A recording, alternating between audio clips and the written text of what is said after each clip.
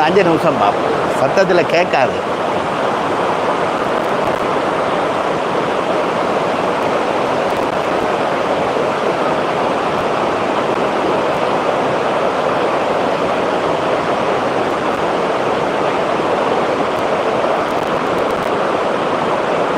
ஒரு 5 நிமிஷம் இந்த மழையுடைய சத்தங்கள் வரதுனால ஒரு 5 நிமிஷம்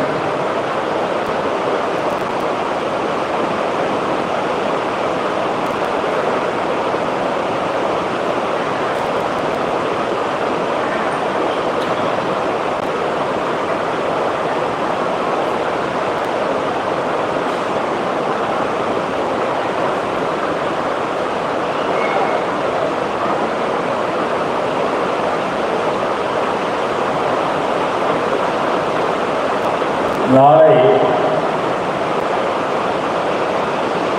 சாயங்காலம் சுவாதி ஸ்கூல் மாணவர்களுடைய ஒரு ஸ்பெஷல் ப்ரோக்ராம் அரேஞ்ச் பண்ணியிருக்கு. அவர் அந்த சின்ன குழந்தைகளுடைய பஜனை இங்கே நடைபெறும். 5:30 மணி முதல் 6:30 மணி வரைக்கும் பக்த கோடிகள் அனைவரும் அந்த குழந்தைகளை உற்சாகப்படுத்துமாறு கேட்டுக்கொள்கிறோம். நீங்கள் 5:30 மணிக்கே வந்து அந்த குழந்தைகளுடைய பஜனையை கேட்க வேண்டும். எல்லாம் சிறு குழந்தைகள். அவருடைய பஜனை ரொம்ப நல்லாக அவர் பாடுகிறார்கள். அதனால் நம்ம எல்லோரும் பெரியவர்கள் எல்லோரும் இங்கே வந்திருந்து அந்த குழந்தைகளை ஆசீர்வாதம் பண்ணுமாறு கேட்டுக்கொள்கிறோம். அதே மாதிரி ஞாயிற்றுக்கிழமை இங்கே ஒரு சிறப்பு ருத்ர ஏகாதசி இங்கே பண்ண போகிறோம். காலையில் 5:30 மணிக்கு கணபதி ஹோமத்துடன் தொடங்கி 7 மணிக்கு மகன்யாசக பூர்வக ருத்ராபிஷேகம், ருத்ர ஏகாதசி, ருத்ர ஹோமம் இது இங்கே நடைபெற உள்ளது. அதுக்கும் எல்லாரும் கலந்து கொள்ள வேண்டும். சாயங்காலம் வந்து இங்கே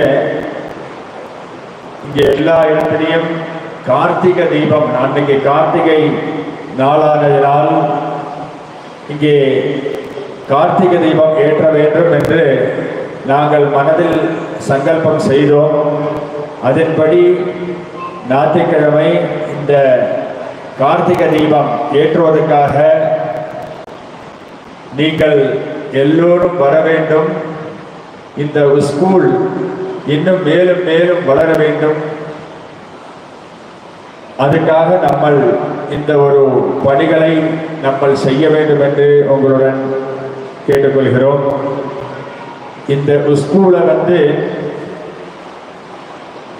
சிஷ்யா ஸ்கூல் மேனேஜ்மெண்ட் வந்து நான் ஏற்கனவே தொடக்கத்தில் சொன்னேன், இந்த ஸ்கூலை நீங்கள் வந்து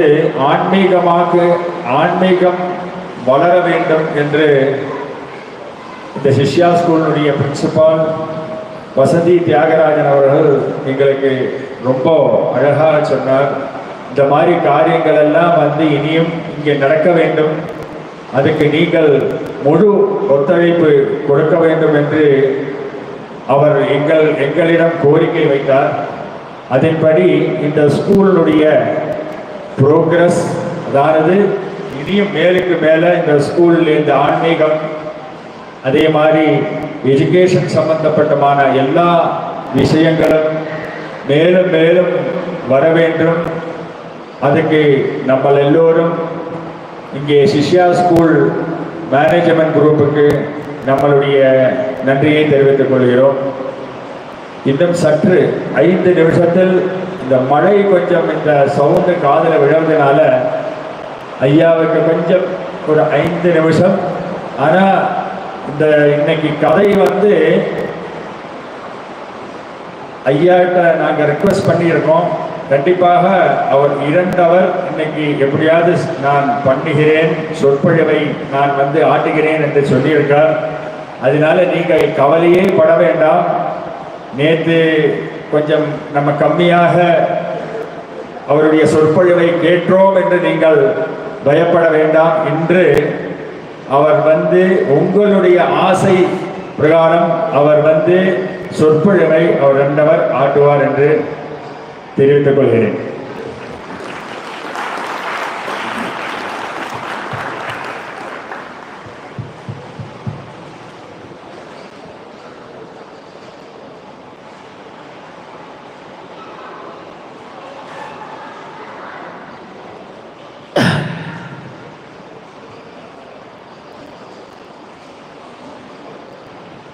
எல்லாம் வல்ல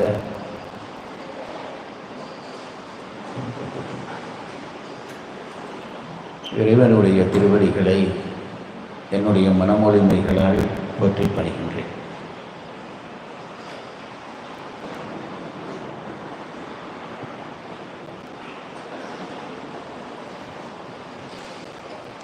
என்னுடைய காதுக்கு கேட்கறது குறைவாக இருக்குது. இந்த பாக்ஸை கொஞ்சம் திருப்பி பாருங்க, இந்த பக்கம்.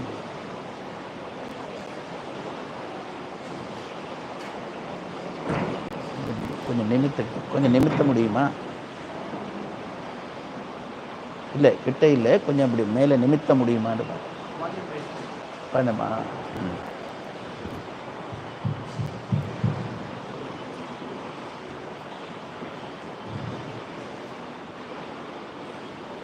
இந்த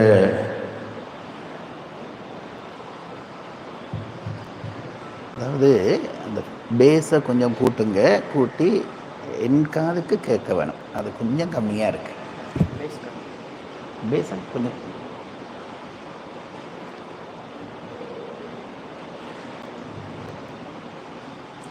இந்த ஞான வேள்வியை விருப்பத்தோடும் அக்கறையோடும் செய்கின்ற இந்த சபையைச் சேர்ந்த அத்தனை பேர் திருவடிகளுக்கும் என் பணிவார்ந்த வணக்கங்கள்.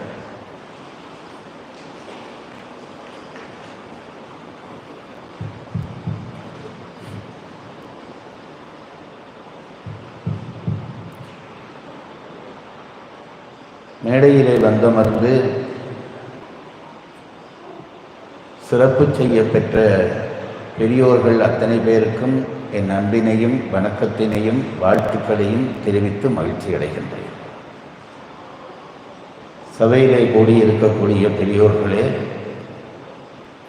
தாய்மார்களே, குழந்தைகளே, இளையோர்களே, உங்கள் அனைவருக்கும் என்னுடைய பணிவு சார்ந்த நன்றியறிதலை தெரிவித்து ஓரளவு சரியா இருக்கு. இன்றைய மகாபாரத தொடர் சொற்பொழிவுக்குள்ளே நுழையலாம் என்று நினைக்கிறேன். சங்கீத கச்சேரி வைக்கிறவர்களுக்கு சுருதிப்பட்டி எவ்வளவு முக்கியமானதோ, பேசுகிறவர்களுக்கு இந்த ஒலிபெருக்கி அவ்வளவு முக்கியமானது.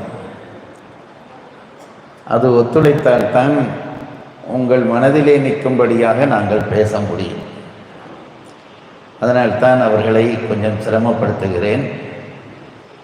பொறுத்தருள வேண்டும் என்று அவர்களிடமும் கேட்கிறேன், உங்களிடமும் கேட்டுக்கொள்கிறேன்.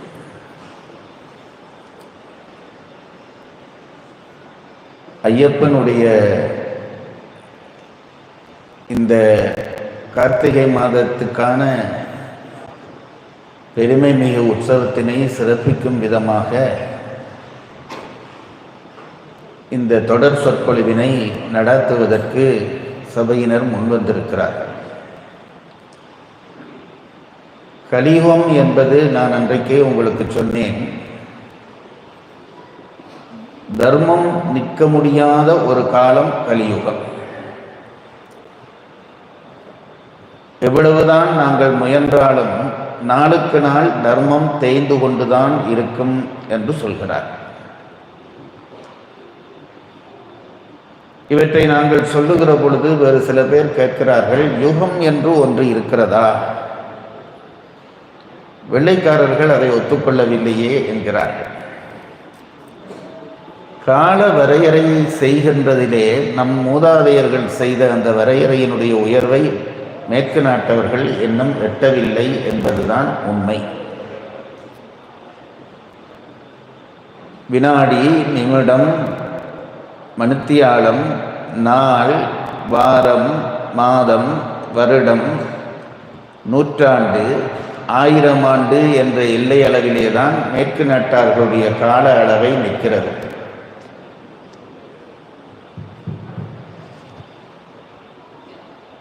ஆனால் நம்முடைய மூதாதையர்கள், தம்பி கொஞ்சம் எதிரொலிக்குது, தம்பி எதிரொலிக்குது.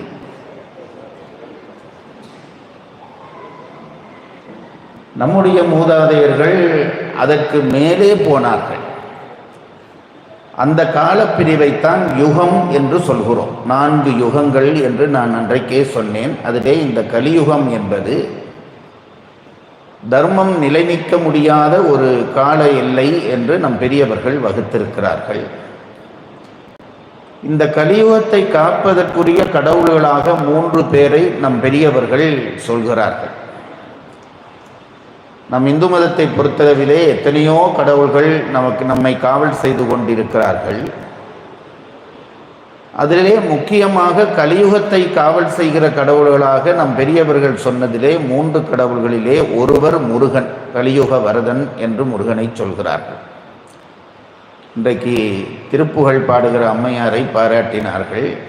அதெல்லாம் ஒரு பெரிய சொத்து, நம் தமிழினத்துக்கு கிடைத்த பெரிய சொத்து. அதை போற்றுவதும் பாராட்டுவதும் பெரிய விஷயம் என்று நான் நினைக்கிறேன். அடுத்த தெய்வமாக நாங்கள் கலியுகத்தினுடைய தெய்வமாக கருதுவது திருப்பதி வெங்கடாச்சலபதியை. அவரையும் நாங்கள் கலியுக காவல் தெய்வமாக கருதுகிறோம். 3ஆவதாக கலியுகத்தை காக்கிற தெய்வமாக நாம் வைத்திருக்கிறது நம்முடைய ஐயப்பனை. இந்த 3 தெய்வங்களும் கலியுகத்தை காவல் செய்கிற தெய்வங்கள் என்று சொல்கிறார். அந்த ஐயப்பனை குலதெய்வமாக பெற்றது நான் செய்த பாக்கியம். இந்த வழிபாட்டில் ஐயப்ப வழிபாட்டில் நீங்கள் எல்லோரும் ஈடுபட்டு கொண்டது நீங்கள் செய்த பாக்கியம் என்று நினைத்து ஐயப்பன் திருவடியை வாழ்த்தி வணங்கி இன்றைய என்னுடைய உரையை தொடங்கலாம் என்று நினைக்கிறேன்.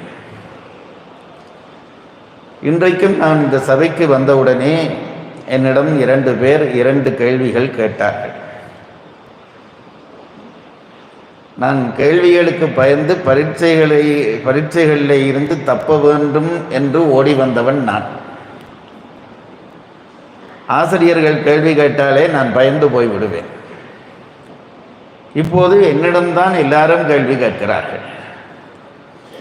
இன்றைக்கு கேட்கப்பட்ட கேள்விகள் 2ம் முக்கியமான கேள்விகள். இந்த சபை இந்த பேச்சை எப்படி நுண்மையாக கேட்கிறது என்று நான் நேற்றைய கேள்வியிலையும் விளங்கி கொண்டேன், இந்த கேள்வியிலையும் விளங்கி கொண்டேன். இப்படிப்பட்ட சபை கிடைப்பது என்பது பேச்சாளர்களுக்கு கிடைக்கிற ஒரு வரம். அதனாலே நான் உங்களை பாராட்டுகிறேன். நேற்றைய தினம் விதியை பற்றி நான் சொல்கிற பொழுது சில செய்திகள் சொன்னேன். விதியை வெல்ல முடியுமா வெல்ல முடியாதா என்ற கேள்விக்கு பதில் சொல்லுகிற பொழுது, வலிமையாக நாம் நினைத்தால் விதியை வெல்ல முடியும். வெல்ல முடியும் என்பதற்கு அர்த்தம் என்னவென்றால், அந்த அனுபவிக்க வேண்டிய காலத்தை தள்ளி போடலாம். ஆனால் அந்த அனுபவம் நம்மை வந்து சாராமல் விடாது. இதுதான் இந்த விதியை தள்ளி போடுதல் என்கின்ற ஒன்றும் விதியை தள்ள முடியாது என்று சொல்வதற்குமான காரணம் இதுதான் என்று நான் நேற்று சொன்னேன். இந்த விதியை வெல்லலாம் என்பதற்கு நம்முடைய ஞானியர்கள் சொன்ன சில பாடல் வரிகளை உங்களுக்கு எடுத்து காட்டினேன். கந்தர் அலங்காரத்திலே அருணகிரிநாத சுவாமிகள், அவன் கால்பட்டு அழிந்தது என் தலைமேல் அயன் கையெழுத்தே என்று சொல்வதிலே விதியை வெல்லலாம் என்ற செய்தி பதிவாகி இருக்கிறது என்று சொன்னேன். அதுபோல ஞானசம்பந்த பெருமான் செய்வினை வந்து தீண்டப்பெறாது திருநீலகண்டம் என்று சொல்லி விதியை வெல்லலாம் என்று தன் பக்தர்களை ஊக்கப்படுத்திய செய்தியையும் சொன்னேன். 3ஆவதாக நான் சொன்ன செய்தி பற்றித்தான் இன்றைக்கு என்னிடம் சந்தேகம் கேட்டிருக்கிறார். மார்க்கண்டேயருடைய வரலாற்றை நேற்று நான் உங்களுக்கு சொன்னேன். அவரும் விதியிலே அவருக்கு விதி 16 வயதிலே முடிய வேண்டும். ஆனால் இறைவனை தொழுது யமன் வந்த பொழுது இறைவன் அந்த யமனை உதைத்து அவரை காப்பாற்றினான் என்ற செய்தியும் நம் திருமுறைகளிலும் பதிவாகி இருக்கிறது என்பதை எடுத்து காட்டினேன். அந்த நாளன் உன் அடைக்கலம் புகுத அவனை காப்பதும் காரணமாக வந்த காலந்தன் ஆருயிர் அதனை வவ்வினாய் என்று பாடுகிறார். கேள்வி கேட்டவர் என்ன சொல்கிறார் என்றால், விதியை தள்ளி போடலாம் என்றுதான் நீங்கள் சொன்னீர்கள். ஆனாலும் அந்த தள்ளி போட்ட விதியை திரும்பி அனுபவிக்கத்தான் வேண்டும் என்றும் சொன்னீர்கள். மார்க்கண்டேயருடைய அந்த 16 வயது மரணம் என்பது அவருடைய விதி. அது தள்ளி போடப்பட்டது என்றால் ஏதோ ஒரு பிறவியிலே மீண்டும் பிறந்து மார்க்கண்டேயர் இந்த 16 வயது மரணத்தை அனுபவித்திருப்பாரா என்று கேட்கிறார். இப்படி கேள்வி கேட்டால் நாங்கள் எல்லாம் ஓடி போக வேண்டியதுதான். ஆனால் நல்ல காலம் இந்த கேள்வியை பற்றி நான் என்னுடைய ஆசிரியரோடு ஒரு முறை பேசியிருக்கிறேன். ஒரு பெரிய மகான். மார்க்கண்டேயருடைய விதியை எப்படி சிவபெருமான் தள்ளி போடலாம்? விதிக்கப்பட்ட விதியை அனுபவிக்க விட வேண்டியது தானே. யமனை உதைந்து சிவபெருமான் எப்படி அந்த காரியத்தை செய்தார்? காலனை காலால் உதைத்தல் பாடி என்று மாணிக்க வாசகர் பாடுகிறார். அப்போ இது எப்படி சாத்தியம் என்று நான் கேட்ட பொழுது என்னுடைய ஆசிரியர் இலக்கண வித்தகர் அவர்கள் சொன்னார்கள். அதை நான் முழுமையாக இப்பொழுது சொல்ல விரும்பவில்லை. சொன்னால் அது ஒரு வகுப்பெடுத்தது போல ஆகிவிடும். நம்முடைய சமயம் சொல்லுகிறது 36 தத்துவங்கள் இருப்பதாக நம்முடைய சமயம் சொல்கிறது. அதனால்தான் இந்த 36 தத்துவத்திலே கீழே இருக்கக்கூடிய தத்துவம் என்பது மண். இப்படியே மேலே மேலே மேலே ஏறிக்கொண்டு போனால் கடைசி முதல் தத்துவமாக இருப்பது நாத தத்துவம் என்கின்ற தத்துவம். இந்த தத்துவங்கள் மாயையிலே இருந்து உருவாகின்றன. இந்த மாயையிலே உருவாகிற முதல் 5 தத்துவத்தையும் சிவதத்துவங்கள் என்று சொல்கிறார். நீங்கள் ரொம்ப உள்ளே வாங்க வேண்டாம், ஆனால் தெரிந்து கொள்ள வேண்டும் என்பதற்காக சொல்லுகிறேன். நாதம், விந்து, சதாசிவம், ஈஸ்வரம், சுத்தவித்தை என்கின்ற இந்த 5க்கும் சிவதத்துவம் என்று பெயர். கண்மங்களை நாங்கள் அனுபவிக்க வேண்டுமானால் இறைவன் நமக்கு துணை செய்ய வேண்டும், இல்லாவிட்டால் நாம் அனுபவிக்க முடியாது. அதனால்தான் இறைவன் என்ன செய்கிறான்? இந்த மாயையிலே இருந்து நமக்கு தனு கரண புவன போகங்களை உண்டாக்கி தருகிறான். நான் அது பற்றி அன்றைக்கே சொன்னேன். தனு என்றால் உடம்பு, கரணம் என்றால் கருவிகள், புவனம் என்பது நம் வாழ்விடம், போகம் என்பது நம் அனுபவம். இதை உயிர் அனுபவித்தால்தான் கர்ம வினை முடியும். அது முடிய வேண்டுமானால் இந்த அனுபவங்களை உயிர் பெற வேண்டும். அதை திடீரென்று உயிர் பெற முடியாது. இறைவன் துணை செய்து இதையெல்லாம் உண்டாக்கி தர வேண்டும். அதனாலே இறைவன் என்ன செய்வான்? அவன் இந்த மலத்துக்குள்ளே அகப்பட மாட்டான். அதனாலே இறைவன் என்ன செய்வான் என்றால் தன்னுடைய சக்தியினுடைய கலப்பினாலே இந்த முதல் 5 தத்துவத்துக்குள்ளே படிப்படியாக இறங்குவான். அதுதான் இந்த நான் சொன்ன 5 தத்துவம். அதனாலே தான் அதற்கு சிவதத்துவம் என்று பெயர்.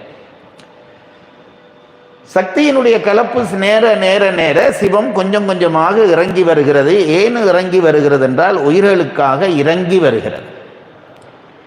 உயிர்களை காப்பாற்ற வேண்டும். அவர் அப்ப கொஞ்சம் இறங்கி வந்து விட்டார்.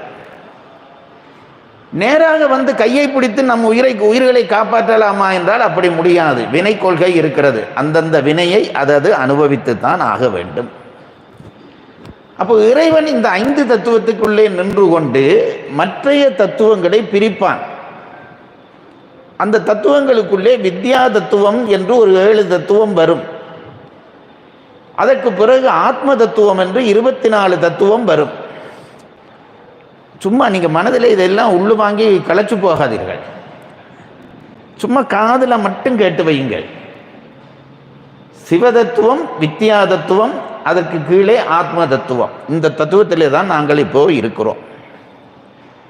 இந்த வித்யா தத்துவம் என்று நான் சொன்னேனே, அதாவது சிவ தத்துவம் 5, 24 தத்துவம், இந்த நடுவிலே வித்யா தத்துவம் என்று ஒரு 5-7 தத்துவம் இருக்கிறது. அது என்னவென்றால் காலம், நியதி, கலை, வித்தை, அராகம், புருடன், மாயை. இந்த 7 தத்துவங்கள் நடுவிலே இருக்கின்றன. இந்த தத்துவங்களுடைய வேலை என்னவென்றால் இதுதான் உயிர் இயங்குவதற்கான அந்த வரைபடத்தை போட்டு கொடுக்கிறது. உயிர் இயங்குவதற்கான வரைபடம் என்ன செய்யும் என்றால், இறைவன் என்ன செய்வான், முதல் இப்போ நாங்கள் வினைகளை தேடி வைத்திருக்கிறோம். இதுவும் கொஞ்சம் தெரிய வேண்டும் பாருங்க.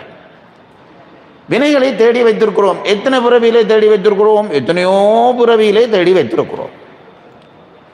புல்லாகி, பூடாகி, புழுவாகி, மரமாகி, பல்விருகமாகி, பறவையாகி, பாம்பாகி, கல்லாகி, மனிதராகி, பேயாகி, கணங்களாகி, வல்லசுரராகி, முனிவராகி, தேவராகி, என்ன சொன்னார் மணிவாசகர்? எல்லா பிறப்பும் பிறந்திழைத்தேன் என்றார். அன்னையார் சொன்னார், எழுகடல் மணலை அளவிடின் அதிகம் எனதிடர் பிறவி அவதாரம் என்றார். 7 கடல் கரையில் இருக்கிற மணலை கூட எண்ணி விடலாம், நான் பிறந்து முடித்திருக்கக்கூடிய பிறவிகளை எண்ண முடியாது என்கிறார் அருணகிரிநாதர். சும்மாவா சொல்வார்கள்? அத்தனை பிறவி தாண்டி வந்திருக்கிறோம். அத்தனை பிறவிகளிலேயும் வினை செய்திருக்கிறோம். ஒவ்வொரு பிறவியிலும் வினை, நல்ல வினையும் தான், தீய வினையும் தான். இந்த இடத்திலே ஒரு ரகசியம் சொல்ல வேண்டும். தீய வினைதான் பிறவிக்கு காரணம், நல்ல வினையாலே பிறவி இல்லாமல் போகும் என்று பல பேர் நினைத்து கொண்டிருக்கிறார்கள். அப்படி இல்லை.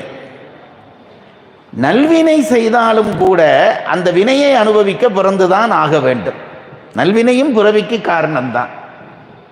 அதனாலே தான் மணிவாசகர் சொன்னார், அறம் பாவம் என்னும் அருங்கயிற்றால் கட்டி என்றார். அறமும் நமக்கு ஒரு நம்மை கட்டுகிற கயிறு தான்.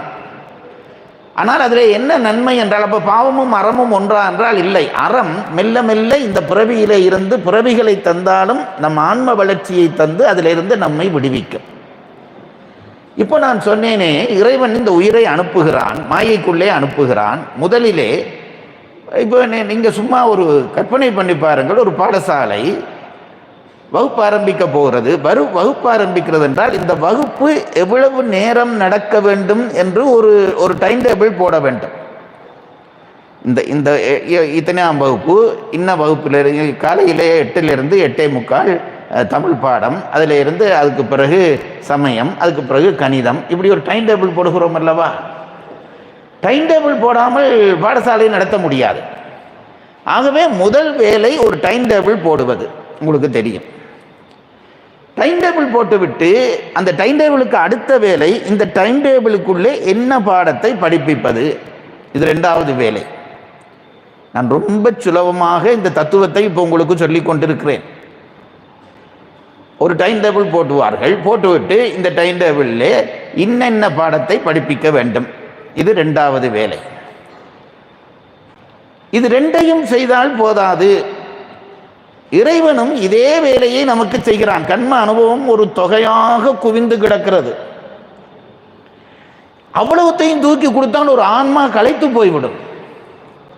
ஆகவே இறைவன் என்ன செய்வான், குறித்த ஒரு பிறவி, இந்தா உனக்கு இந்த பிறவி, இந்த பிறவியிலே நீ இவ்வளவு காலம் வாழ்வாய், அதுதான் விதி. விதிக்கப்பட்ட விதியிலே இருந்து அந்த காலம் கடவுள் தீர்மானிக்கிறாரே, அந்த காலத்திலே இருந்து தப்ப முடியாது. நான் நேற்று சொன்ன நிபந்தனையை தவிர தப்ப முடியாது. இந்த கால எல்லைக்குள்ளே நீங்கள் இருந்தாக வேண்டும். எங்கள் ஊரிலே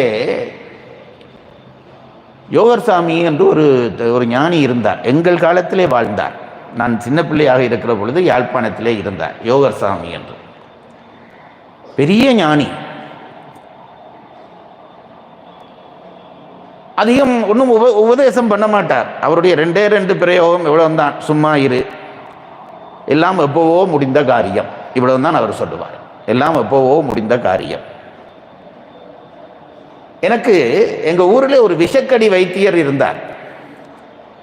ரொம்ப பெரிய கட்டிக்காரன். பாம்பு கடித்தால் விஷம் இறக்கிறதுல ரொம்ப பெரிய கட்டிக்காரன். அவர் எனக்கு ஒரு தொடர்பானவர். எனக்கு ஒரு நாள் அவர் இந்த யோகர்சாமி பற்றிய ஒரு செய்தியை சொன்னார். என்ன செய்தி என்றால், ஒரு நாள் ஒரு மழை நேரம், நான் சொன்ன அந்த வைத்தியர் ஒரு தேநீர் கடைக்குள்ளே நிற்கிறார். கடும் மழை பெய்து கொண்டிருக்கிறது. இவர் அந்த தேநீர் கடைக்குள்ளே நிற்கிறார். ஒரு சின்ன தேநீர் கடை. அந்த தேநீர் கடைக்குள்ளே இவர் நின்று கொண்டிருக்கிறார். அப்போ கடும் மழை பெய்கிறது. திடீரென்று அந்த கடைக்குள்ளே ஒரு நாய் வந்ததாம், சொறி நாய் வந்ததாம். இந்த சொறி நாய் வந்து அந்த கடையிலே இருக்கிற முதலாளி இருக்கிறானே, இந்த இந்த பணம் வாங்குகிற அந்த கவுண்டர் இருக்குமே, அதிலே அவன் உட்கார்ந்து இருக்கிறான். இந்த நாய் வந்து எட்டி எட்டி எட்டி அவன் இருக்கிற மேசையை காலை தூக்கி தூக்கி வைக்குதான். அவனுக்கோ இது சொறி நாய், உள்ளே சாப்பிடுகிறவர்கள் உட்கார்ந்து இருக்கிறார்கள். இப்ப இந்த நாய் அந்த கடைக்குள்ளே வந்து நிற்கிறது என்ற உடனே அவனுக்கு ரொம்ப அருவருப்பா போய்விட்டது. நாயை துரத்தினான். இந்த ஒரு தடி வச்சிருப்பார்களே, அந்த தடியை எடுத்து அடித்தான். நாய் போற பாடு இல்லை. திரும்ப திரும்ப காலை தூக்கி தூக்கி அந்த மேசையிலேயே வைக்கிறது, அதுக்குள்ளேயே நிற்கிறது. இவனுக்கு கோபம் வந்து விட்டது. வெந்நீர் எடுத்தான் அந்த நாய்க்கு மேல ஊத்துறதுக்கு. அப்போ வந்து நாய் போயில்லை. எனக்கு அந்த வைத்தியர் சொன்னார், அந்த நேரம் பார்த்து நான் சொன்ன இந்த யோகர் சுவாமி இருக்கிறாரே, ஒரு குடையும் பிடிச்சு கொண்டு மலைக்குள்ளாலே அந்த கடைக்கு வந்தார். கடைக்குள்ளே வந்தாராம். அந்த கடைக்காரனுக்கு யோகர் சுவாமியிலே ரொம்ப மரியாதை. உள்ளே வந்தார் யோகர் சுவாமின்றோடனே இவன் இருக்கையை விட்டு எழும்பினான். நாய் அப்படியே நிற்குது. உள்ளே வந்த யோகர் சுவாமி அந்த கடைக்காரனை பார்த்து, போக போகுதுடா போடுறான்டார். இவ்வளவு தான் வார்த்தை. போக போகுதுடா போடுறா. உறுத்து திரும்ப திரும்ப சொல்லுறாராம். டே போக போகுதுடா போடுறா, போக போகுதுடா போடுறான்றோடனே இவன் பயந்து போனான். அவர் என்ன சொல்றாருன்னு விளங்கவில்லை. ஏதோ நாய்க்கு போட சொல்றாரு நினைச்சு இந்த கண்ணாடி பெட்டியை திறந்து ஒரு வடையை எடுத்து இப்படி போட்டானாம். அந்த நாய் அந்த வடையை கவ்விக்கொண்டு, மழை பெய்கிறது, வடையை கவ்விக்கொண்டு, வடை கிடைச்ச கவ்விக்கொண்டு அந்த வீதிக்கு இப்படி குறுக்க போச்சான். ஒரு லொரி வந்து அடிச்சு அதிலேயே செத்து போச்சான். இதை கண்ணால பார்த்து அந்த விஷ வைத்தியர் எனக்கு சொன்னார். ஞானிகளை தவிர வேறு யாருக்கு தெரியும் நமக்கு வகுக்கப்பட்ட காலம் இன்னதுதான் என்று? இந்த காலத்தை வகுப்பதற்காகத்தான் இறைவன் கால தத்துவம் என்று ஒரு தத்துவத்தை வைக்கிறான். மேலே இருந்து எண்ணிக்கொண்டு வந்தால் 6வது தத்துவம் கால தத்துவம். அதுக்கு பிறகுதான் நியதி. இந்த பிறவியிலே இன்னென்னவற்றை இவன் அனுபவிக்க வேண்டும். அதிலே கூட கடவுள் செய்கிற கருணை பாருங்கள். இப்போ பாடசாலையில சிலபஸ் போட்டாச்சு, டைம் டேபிள் போட்டாச்சு, ஆனால் ஓய்வு தருவார்கள். ஒரேதான். இப்போ ஒரு பாடம் படித்து முடிக்க வேண்டும். காலையில் இன்றைக்கு போய் விட்டால் அப்படியே படித்து முடிச்சுட்டு வீட்டுக்கு வான்னு சொல்ல முடியுமா? படிக்கிற மாணவன் களைத்து போய் விடுவான் அல்லவா? அதனால என்ன செய்வார்கள், இந்த ஓய்வை 3 விதமாக கொடுக்கிறார்கள். ஒன்று, இந்த படிக்க போனவன் காலையில் போனால் மத்தியானத்தோட பள்ளிக்கூடம் முடிஞ்சிடும், வீட்டுக்கு வந்து ரெஸ்ட் எடுக்கலாம். இது முதல் ஓய்வு. அதற்கு பிறகு 2வது ஓய்வு, சனி ஞாயிறு வந்துட்டா அன்னைக்கு முழுக்க லீவு, அது இடையில ஓய்வு எடுக்கலாம், 2வது ஓய்வு.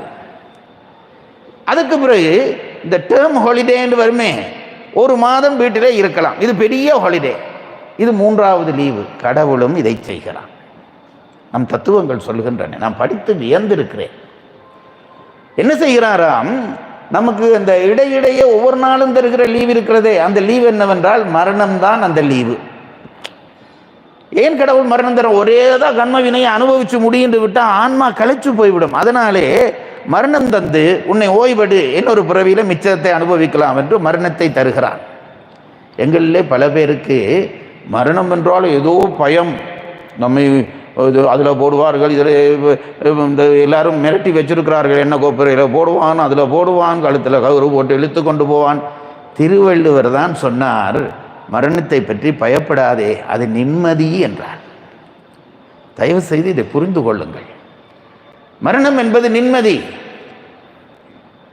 ஏனென்றால் அதுக்கு அவர் ஓமை சொல்லுகிறார். மரணம் எப்படி இருக்குன்னு தெரியுமா என்று கேட்டவனே திருவள்ளுவர் சொன்னார், உறங்குவது போலும் சாக்காடு என்றார். தூங்குற மாதிரி தாண்டா இருக்க போது மரணம். பொய்யாமொழி புலவர் என்று திருவள்ளுவருக்கு பெயர். அவர் பொய் சொல்லுவாரா? அப்படியே சொல்லுகிறார், உறங்குவது போலும் சாக்காடு, உறங்கி விழிப்பது போலும் பிறப்பு. இவ்வளவு தாண்டா.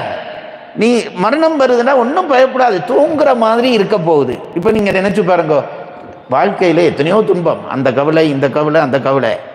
கட்டிலில் படுத்து கண் மூடிட்டா எல்லா கவலையும் போய்விடுகுதே.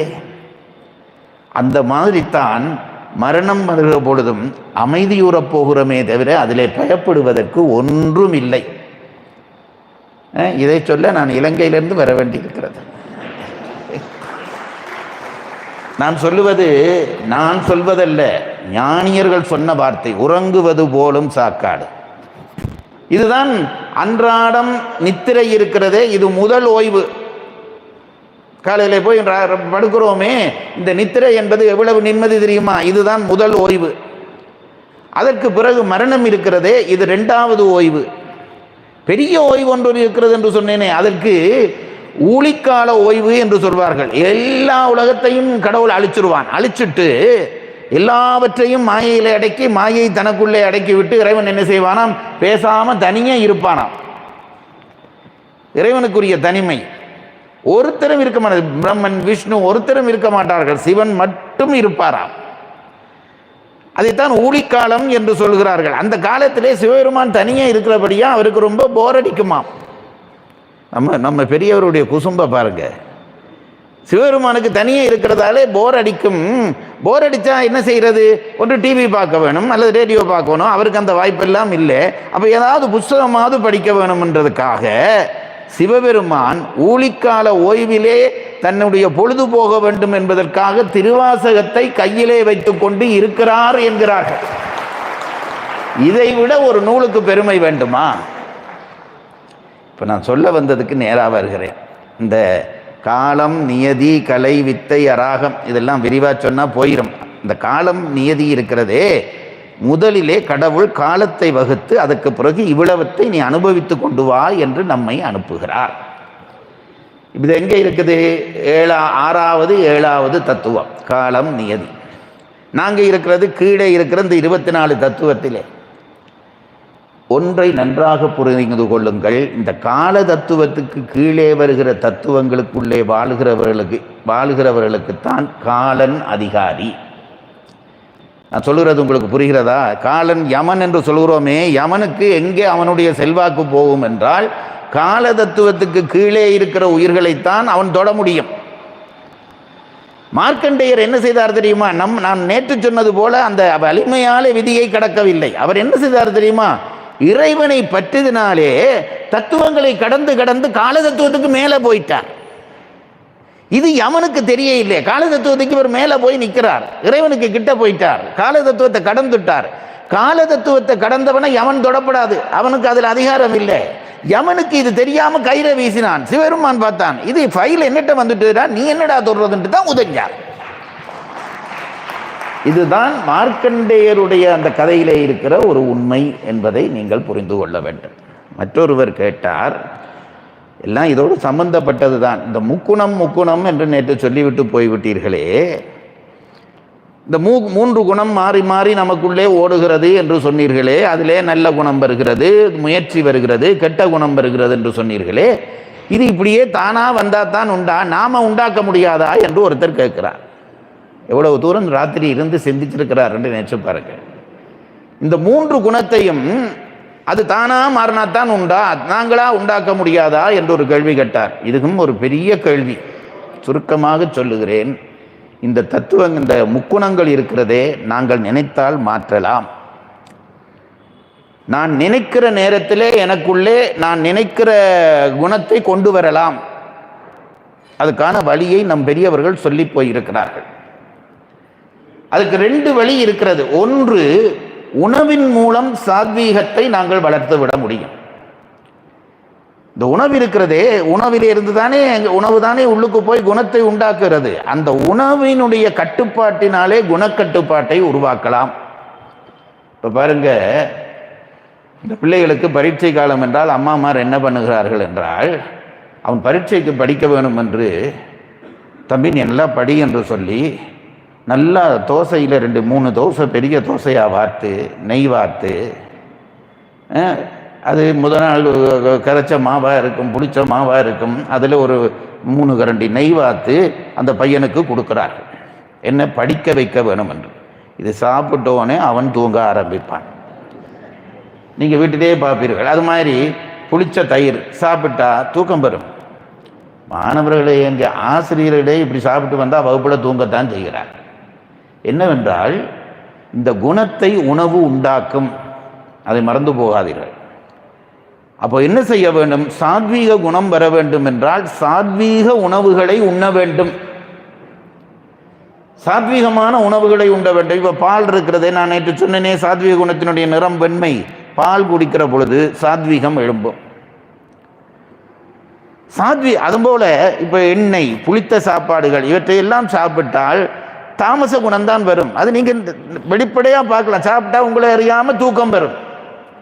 ஆகவே உணவு கட்டுப்பாடின் மூலம் நாங்கள் எங்களை சாத்வீகர்களாக மாற்ற முடியும். இப்போ மாமிசம் முதலியவை தின்கிறார்களே, திண்டா என்ன நடக்கும் என்று கேட்டால் ராஜச குணம் பெறும். யாரையாவது அடிச்சா என்னென்று தான் நினைக்கும். அதனால்தான் இராணுவத்தில் இருக்கிறவர்களுக்கு அப்படி உணவு தான் கொடுக்கிறார்கள். ஏனென்றால் அவனுக்கு சாத்வீக உணவு கொண்டு போய் கொடுத்தா என்ன செய்வான்? துப்பாக்கியை கீழே போட்டு இப்படி நிற்பான். அவனுக்கு ராஜச உணவு கொடுக்க வேண்டும். இதெல்லாம் இந்த குண சம்பந்தமான விஷயம் ஒரு தொகை இருக்கிறது. இது ஒன்று. உணவினாலே நம்முடைய சாத்வீக குணத்தை உருவாக்கலாம். சாத்வீக குணம் இல்லை, 3 குணத்தையும் உருவாக்கலாம். நான் சொன்னது போல இந்த மாமிசம் முதலியவை தின்றால் ராஜச குணம் வந்துவிடும். நான் சொன்னது போல இந்த புளித்தது, எண்ணெய் முதலியவற்றை தின்றால் தாமச குணம் வந்துவிடும். தானா தூங்குவான். கெட்ட குணம் எல்லாம் தானா வரும். இது குணம் மாற்றுவதற்கான ஒரு வழி. இன்னொரு வழி சொல்லுகிறேன். மூச்சு பயிற்சியினாலே நம் குணத்தை மாற்ற முடியும்.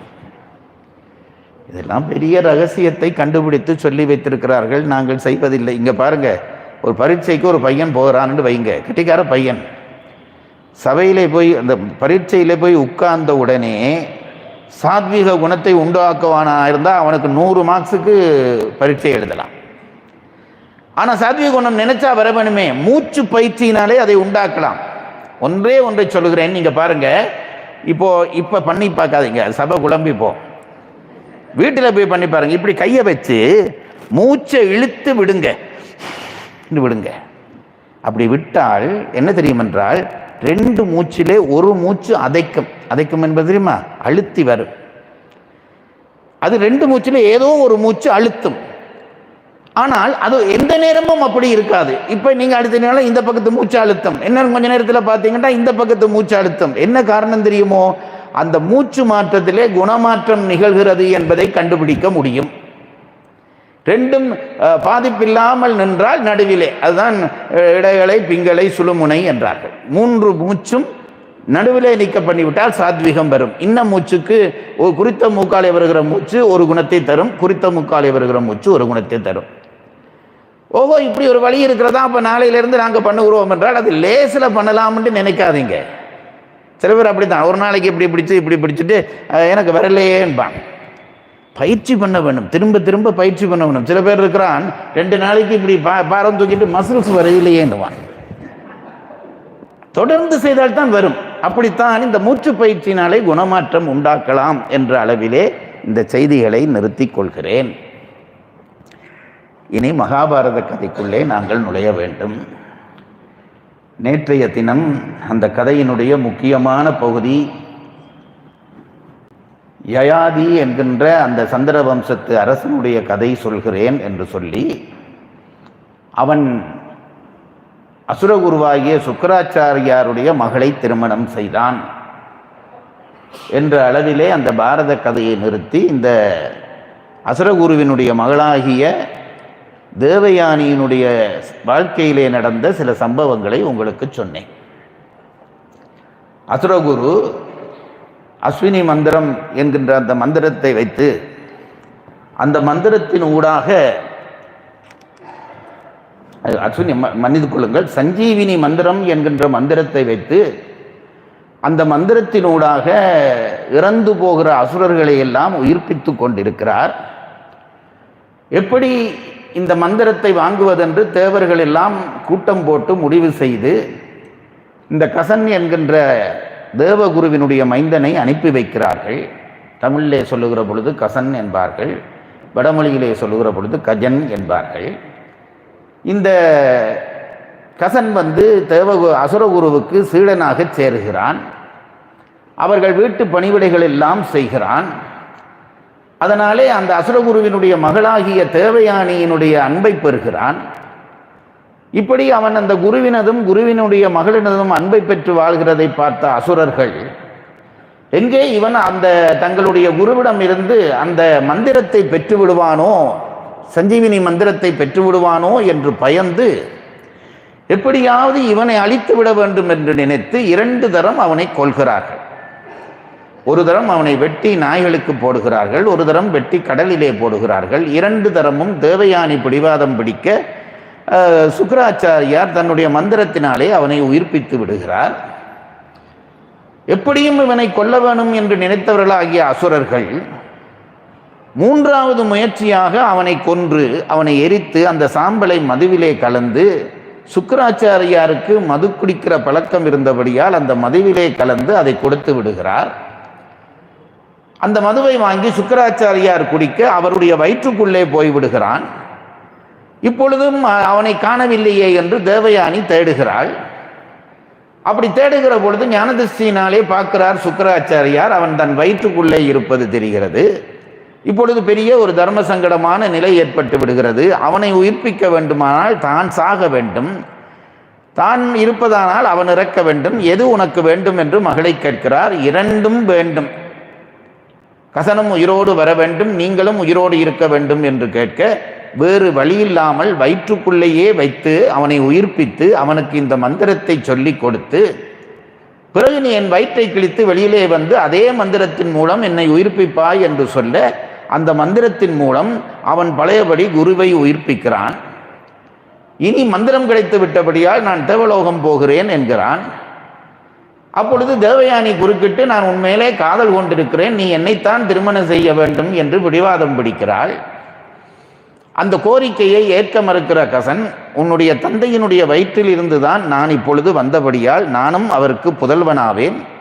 ஆகவே நீ எனக்கு சகோதரி ஆகிவிட்டாய், அதனாலே நான் உன்னை திருமணம் செய்ய மாட்டேன் என்று சொல்லிவிடுகிறான். கோபம் கொள்ளுகிற தேவயானி, இந்த மந்திரம் உனக்கு தேவையான நேரத்திலே உபயோகப்படாமல் போகட்டும் என்று அவனுக்கு சாபம் கொடுக்கிறாள். அதே போல கோபம் கொண்ட கசன், நீ எனக்கு நியாயம் தவறி எனக்கு சாபம் கொடுக்கிறபடியால் நானும் உனக்கு ஒரு சாபம் தருகிறேன், நீ உன்னுடைய வர்ணம் மாறித்தான் நீ திருமணம் செய்வாய் என்று சாபம் கொடுக்கிறார். நேற்று இந்த அளவிலே இந்த கதையை நிறுத்தினேன். இங்கேதான் நம்முடைய யயாதி வந்து இணைகிறான். சந்திரவம்சத்து அரசர்கள் கதை சொல்லி கொண்டிருக்கிற வரிசையிலே நவுசன் கதை சொன்னேன். அதற்கு அடுத்ததாக இந்த யயாதி, அவனுடைய புதல்வன் யயாதியினுடைய கதை. அசுரர்களுடைய தலைவனாக விடவர்மன் என்கின்றவன் இருந்தான். இந்த சம்பவங்கள் எல்லாம் நடக்கிற பொழுது அசுரர்களுடைய தலைவனாக விடவர்மன் என்கிறவன் இருக்கிறான். அந்த விடவர்மனுக்கு ஒரு புதல்வி சர்மிஷ்டை என்று அவளுக்கு பெயர். இந்த விடவர்மன் தன்னுடைய ஒரே மகளாகிய சர்மிஷ்டை மேலே பெரிய அன்பும் காதலும் கொண்டு இருந்தான்.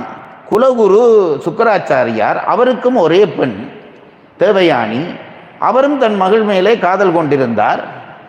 அரசனுடைய குலகுரு என்ற வகையிலே அரசனுடைய மகளுக்கும் குலகுருவினுடைய மகளுக்கும் நட்பு இருந்தது. ஒரு நாள் 2 பேரும் குளிப்பதற்காக ஆற்றங்கரைக்கு சென்றார்கள். ஒரு கிணற்றோடு கூடிய ஆற்றங்கரைக்கு சென்றார்கள். இந்த இடத்திலே நான் உங்களுக்கு நேற்றைய செய்தியை முடித்தேன். 2 பேரும் போய் குளித்தார்கள். உடைகளை களைந்து வைத்துவிட்டு குளித்தார்கள். மற்ற தோழியர்களும் இருந்தார்கள், குளித்தார்கள். அப்பொழுது ஒரு சுழல் காற்று வீசியது. இந்த சுழல் காற்று வீசின உடனே பெண்கள் கலட்டி வைத்திருந்த உடைகள் எல்லாம் பறந்து ஒருவருடைய உறவை இன்னொருவருடைய உடையாக மாறி உடைகள் மாற்றம் பட்டு போய் கிடந்தது. குளித்து கொண்டிருந்த சர்மிஷ்டை முதலாக குளித்துவிட்டு இனி உடை மாற்றி விடலாம் என்று புறப்பட்டு வந்தாள். அவள் கலற்றி வைத்திருந்த அந்த உடை கலற்றி வைத்திருந்த இடத்திலே காற்றின் காரணமாக அவள் உடை விலகி போய் அந்த இடத்திலே இந்த தேவயானி, குலகுருவாகிய தேவயானியினுடைய உடை வந்து கிடந்தது. இதை இவள் கவனிக்கவில்லை.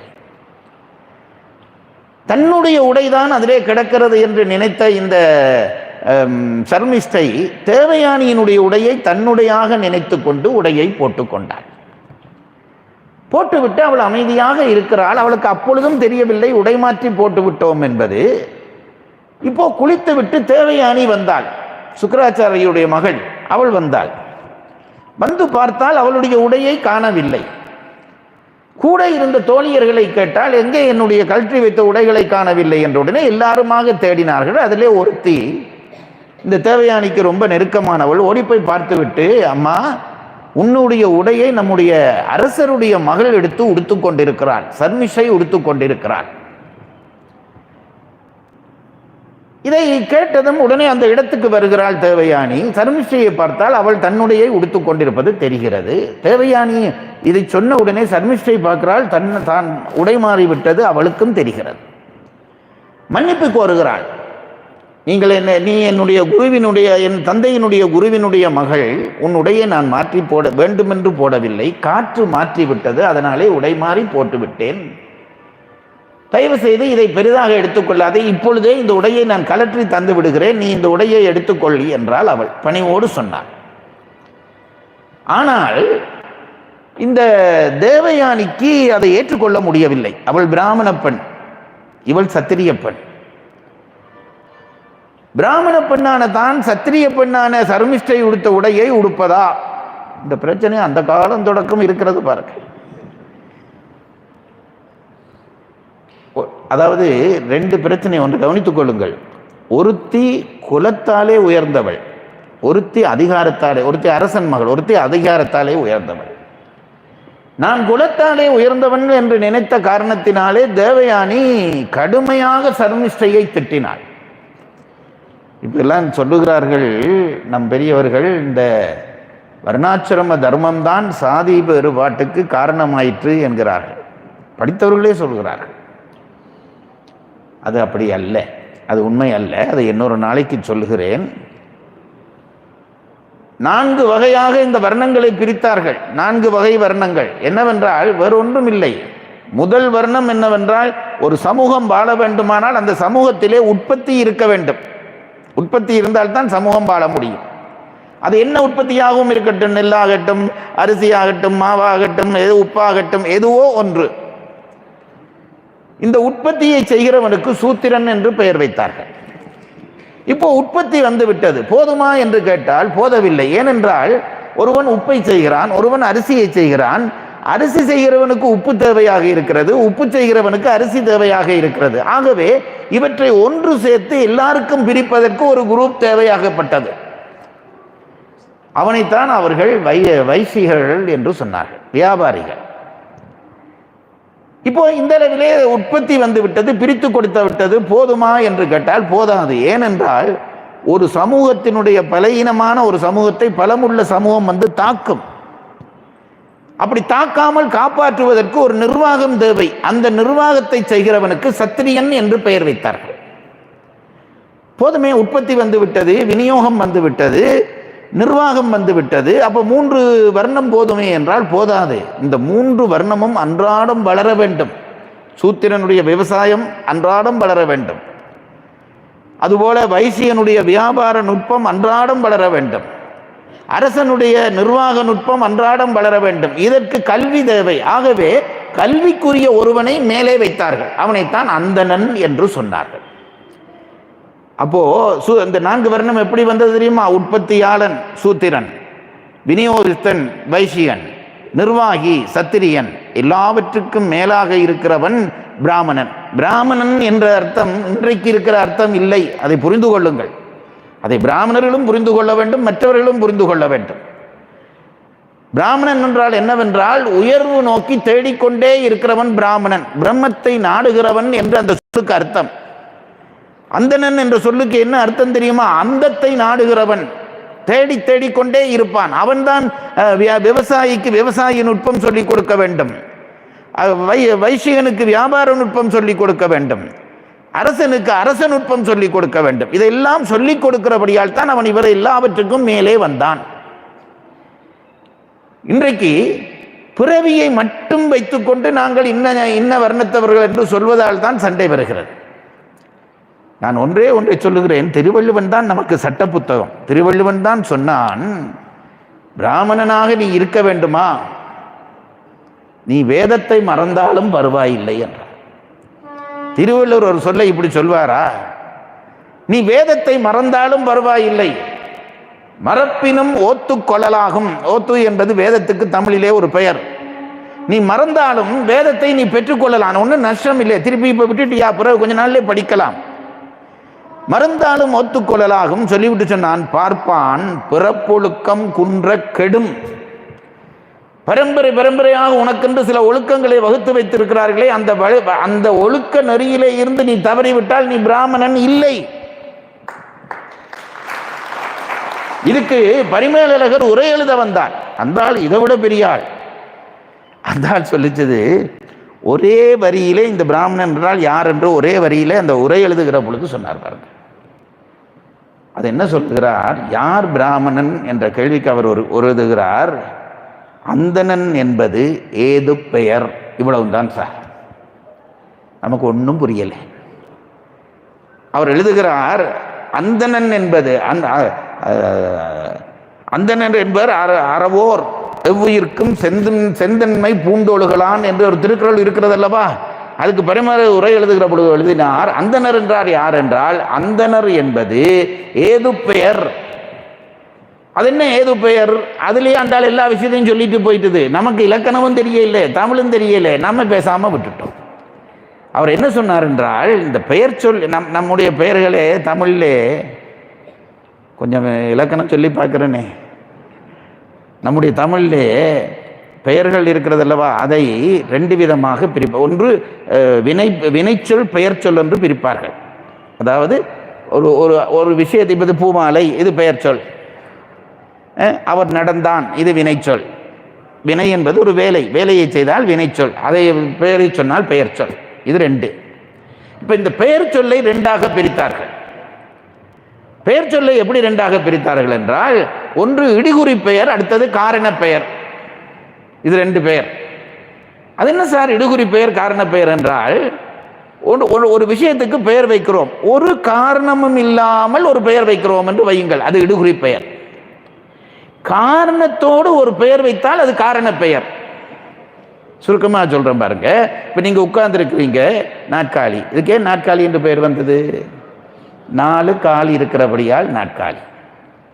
4 கால் இருக்கிறபடியால் நாற்காலி. இப்போ இந்த நாற்காலி இருக்கிறதே, இது காரண பெயர். இந்த காரண பெயரிலே காரணம் இருந்தால்தான் பெயர் வரும், இல்லாட்டி பெயர் போயிடும். இப்போ இந்த நாற்காலி இன்னொரு ஒரு காலை உடைச்சிருங்க, இதுக்கு பேர் இனி நாற்காலி இல்லை, அது முக்காலி.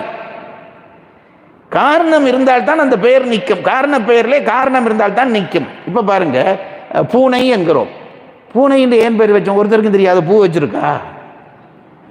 பூனை என்று பெயர் வச்சதுக்கு காரணம் தெரியாது, சும்மா காரணம் இல்லாமல் அதை குறிப்பதற்காக ஒரு பெயர். இப்போ பூனைக்கு 4 காலில் 3 கால், 1 கால் உடைஞ்சாலும் பூனைக்கு பெயர் பூனை தான். இப்போ நான் சொல்றது உங்களுக்கு புரியுதுங்களா?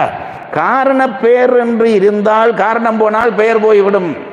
இடுகுறி பெயர் என்று இருந்தால் இடுகுறி பெயரில் அது இருக்கும், மட்டும் அந்த பெயர் இருக்கும்.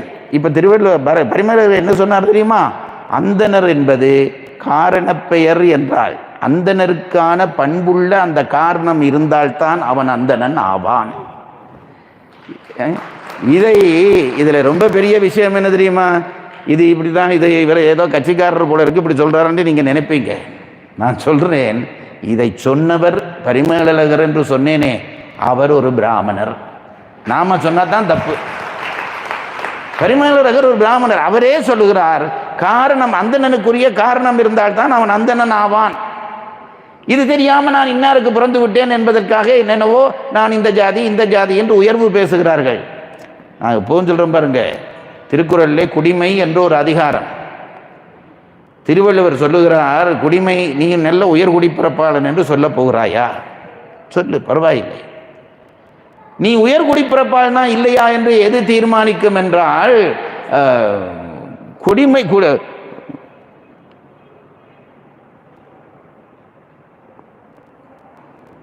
சொல்லுகிறார். அந்த திருக்குறள் சொல்லுகிறார், இழிபிறப்பாகிவிடும் என்று முடிப்பார். அது என்ன சொல்லுகிறார் என்றால், உயர் பண்பு இருந்தால்தான் நீ உயர் குடிமையாளன்.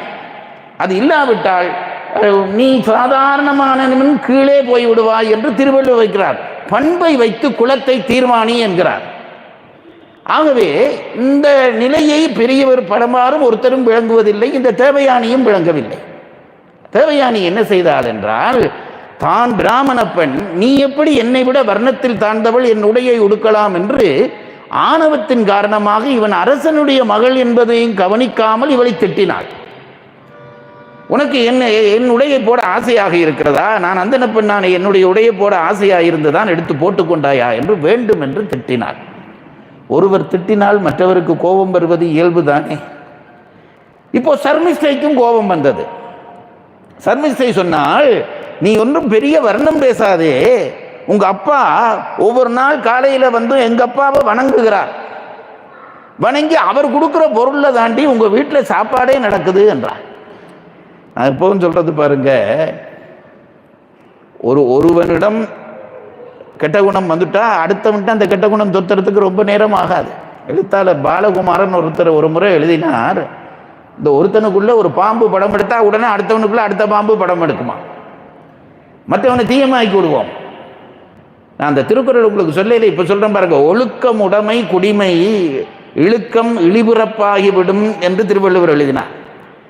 இப்போ இவர் என்ன செய்கிறார் தெரியுமா, அந்த இவள் திட்டின உடனே சர்மிஷ்டைக்கு கோபம் வந்து விட்டது. அவள் நல்லவள், ஆனால் இவள் வேண்டும் என்றே திட்டுகிறாள். தன்னுடைய வர்ண உயர்வை வைத்துக் கொண்டு திட்டுவதை கண்ட உடனே கோபம் பெற்ற சர்மிஷ்டை என்ன செய்தாள், உங்க அப்பா எங்க அப்பா விட்டு பிச்சை எடுத்து தானடி வாழ்கிறாள் என்பது போல திட்டினாள்.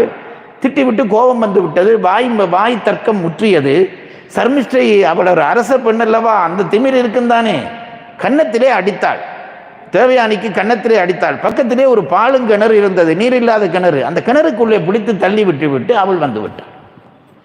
கிணற்றுக்குள்ளே விழுந்த தேவயானி இறந்து போயிருப்பா என்று மற்ற தோழியர்களும் எல்லாரும் அவளை கண்டும் காணாமல் என்ற அரச மகள் செய்திருக்கிறாள், தர்க்கிக்க முடியுமா? எல்லாரும் விட்டு வந்து விட்டார். வந்தால் அந்த பக்கமாக இந்த யயாதி வருகிறான். நான் சொன்னேனே, நகுஷனுடைய மகன் இந்த சந்திர வம்சத்தை சேர்ந்த யயாதி வருகிறான். அப்படி வந்தவன் எங்கேயோ ஒரு அழுகுரல் கேட்கிறது, ஒரு கிணறு. அந்த பக்கமாக அழுகுரல் கேட்ட உடனே எட்டி பார்த்தால் அதற்குள்ளே ஒரு அழகான பெண் உட்கார்ந்து அழுது கொண்டிருக்கிறதை பார்த்தான். யார் இவளை கிணற்றுக்குள்ளே இருந்து மீட்டு விடுவதென்று அந்த சூழ்நிலையிலே இவன் கையை நீட்டினான். பெண்ணே, என் கையை பிடித்து மேலே வா என்று வலக்கரத்தை நீட்டினான். அவன் தப்பு பண்ணிட்டான், வலக்கரத்தை நீட்டினான். இவள் அவனுடைய வலக்கரத்தை பிடித்து மேலே எழும்பி வந்து உட்கார்ந்தாள்.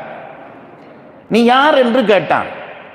கேட்ட உடனே இவள் சொன்னால், நான் சுக்கராச்சாரியருடைய மகள், என்னை இந்த விடபர்மனுடைய மகளாகிய சர்மிஷ்டை இந்த கிணற்றுக்குள்ளே தள்ளிவிட்டு போய்விட்டாள் என்று அழுதாள்.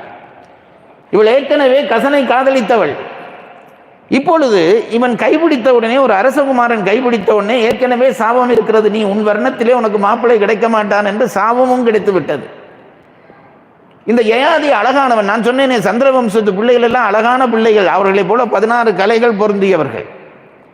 இப்போ இந்த யயாதி கைப்பிடித்த உடனே இவள் பெண் அல்லவா, அவளுக்கு ஏதோ ஒரு உணர்வு பதிந்திருக்கும் போல் தெரிகிறது. யயாதியை வணங்கி, நீங்கள் என் கை வலது கை தொட்டு பிடித்து விட்டீர்கள், திருமணத்திலே தான் வலது கை பிடிக்க வேண்டும் ஆணும் பெண்ணும் என்று வழக்கம், என் கைப்பிடித்து நீங்கள் என்னை தூக்கி விட்டீர்கள், அதனாலே நீங்கள் தான் எனக்கு மணாளன், என்னை நீங்கள் ஏற்றுக்கொள்ள வேண்டும் என்று கேட்டார். யயாதி பார்த்தான், இவள் பிராமண பெண் என்று தெரிகிறது, சுக்கராச்சாரியாருடைய மகள் என்றபடியால் பிராமண பெண் என்று தெரிகிறது. இவளை நான் எப்படி திருமணம் செய்வது? நான் சத்திரியனாகிய நான் இவளை திருமணம் செய்ய முடியுமா என்று இவன் மறுத்தான். மறுத்துவிட்டு சுக்கராச்சாரியார் கோபம் கொள்ளுவார், நீ வர்ணத்திலே உயர்ந்தவள், நான் சத்திரியனாக இருக்கிறபடியால் உன்னை திருமணம் செய்ய முடியாது என்று விட்டு போய்விட்டான். போன மகள், குளிக்க போன மகள் காணவில்லையே என்று சுக்கராச்சாரியார் தேடுகிறார். யாரோ வந்து சொல்லுகிறார்கள், அந்த கிணத்தடியிலே உட்கார்ந்து உன் மகள் அழுது கொண்டிருக்கிறாள் என்று சொன்ன உடனே ஓடி வருகிறார். மகளிடம் கேட்கிறார். இந்த தேவயானி நடந்த சம்பவங்கள் அத்தனையும் அவருக்கு சொல்லுகிறார். இப்பொழுது சுக்கராச்சாரியார் மனம் வேதனைப்படுகிறது. பெண்ணே, கவலைப்படாதே, நம்முடைய அரசன் தான் விடபர்மன், அவனிடம் சொன்னால் கட்டாயமாக மகளை கண்டிப்பான். உன்னுடைய கோபத்தை நீ கொஞ்சம் குறைத்துக்கொள், அவன் எங்களை வாழ வைக்கிற அரசன், அவனை நாங்கள் சமாதானம் செய்து அவனை கொண்டு விட்டு உன்னிடம் மன்னிப்பு கேட்க செய்கிறேன் என்று இந்த சுக்கராச்சாரியார் சொன்னார். ஆனால் அவள் பிடிவாதத்தை விடவில்லை.